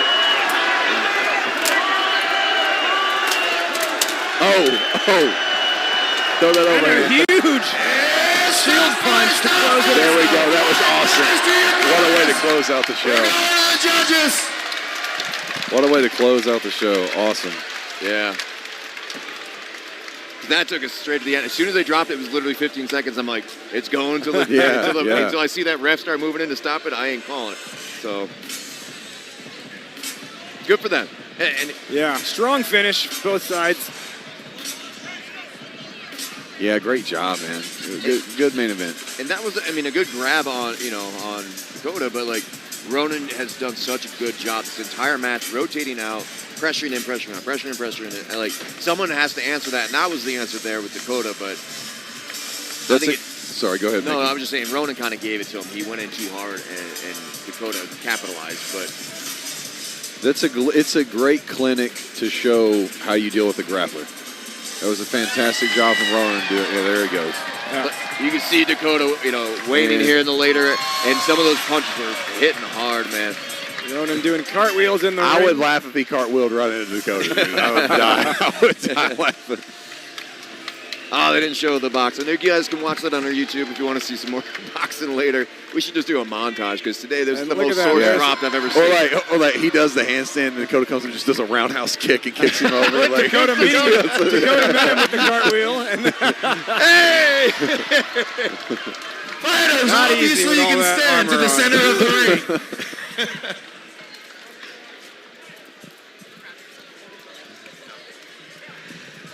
After 3 rounds, your winner is Ronan Sato! Ronan Saito proving once again why he is the Armored MMA light heavyweight champion. Climbs the cage right in front of us. Takes it in here from this crowd. One last time. We will send it up to Gavin for the post-fight interview. Cage, man. We need to use it. Ladies and gentlemen, give it up for Ronan Sato. Ronan, fantastic performance, man. Aggressive, clearly athletic. You came in there, man, and you did it fantastic, delivering devastating knees. Brother, what did you adjust in between each round? You came out that first round, did your thing. What was your corner telling you? His sword's on point, so as to go close range. They worked against the fence. He did take me down the middle, so that was the strong suit. If I had more time, I'd put him against the wall again. And the rules of grabbing a sword helped me out. First time I do that. That's from for knees. Fantastic, man. So you came in with Dakota. And you're now the light heavyweight champ. You've been the light heavyweight champ. You've got a big target on your back. But you've clearly been defending this title. Is there anybody you want to fight again? Is there anybody you just want anybody to come get it? Anybody can come and get it. They have to be younger than me, though. Have to be younger than you. That's what I wanted to ask. You are 54 now. 54. Man, tell us, what's the secret? You move around like a 30-year-old. You fight like a 25-year-old. Tell me. I'll be honest with you guys. Say only once again. I'm a plant-based athlete. It's a huge factor, and I sleep 8 hours a night. Those 2 things are critical. After that, training experience and fight IQ. Well, your fight IQ has improved every single time that you've been in here. I was just saying it on the commentary. Ever since you won the championship, you get better and better and better. You're fantastic to watch. What a great main event. I know the crowd appreciates you guys duking it out, and we love watching you. Is there anything else you want to say before I get out of here? I want to make a special thank you to my wife for her support, and my team for training with me and coming to practice. And thank you to the MMA staff and Mikey for organizing this great opportunities for all of us. This is the key. Thank you, Mike. Ronan Sato, everybody.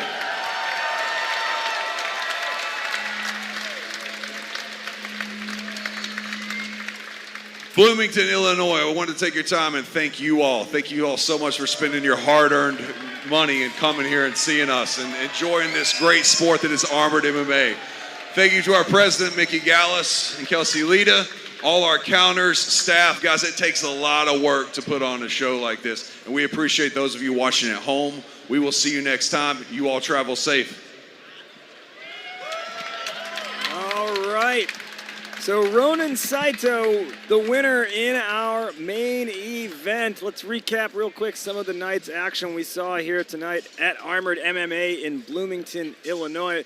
Mickey, I want to first come back to the fight we saw between Ray Paez and Chris Molesky. Paez showing us a whole new side of his offense that we haven't seen before out of him. Yeah, he looked comfortable. Like I've seen him out there fighting before, and he's he's tactical. He understands what he's got to do, and he's strong, and he's got the gas tank and everything like that. But this was on a more just a calm. Like he was flowing a lot better, and maybe that gave him the confidence to do what he did. But it was a great new showing for him, and I'd like to see him back in the pro fight rounds when he's ready to go. Hopefully with that nice fluid style of fighting that won him the match. Gavin, we saw a really strong showing in the Tyson Rarick-Daniel Eddy match as well. Daniel Eddy continues to impress us, I should say. He does improve us as well. He improves and he impresses us. Yes. Yeah, man. Yeah, Daniel Eddy, every time he comes on, man, he's a good fight. It's always fun to watch, and he's just been very dominant. He's explosive. I want to see him fight. This is me, just being selfish. I want to see him fight Ellis because they both have that similar fight style. There's that explosiveness, and he's very athletic. We can see that he can do the two-hand. He can do the two-handed axe. He can do the duel. Sky's the limit for Daniel Eddy. Seems however he wants to take it. It's up to him. Spencer Waddell came back to Armored MMA. He hasn't been fighting as much this season with all the other obligations and commitments he's got across different leagues, appearances. He does a little bit of acting as well. And it was nice after losing his last fight by an unfortunate TKO where he literally got a cut to the eye that now he was able to score a TKO and win. Yeah, I mean, he went against BJ, who's blowing up on our scene. Like, we're excited. We're having BJ come and fight in San Antonio against Bowmill. Wow. Yeah, really rounding out that division. And then to see Spencer come back into the division with so much confidence, I've never seen him try to just throw a throw. Like, it's been tactical, little sweeps and stuff like that. I know he was training down in Nashville Armored Combat. I'm not taking any credit to that, but we really prioritized grappling a lot.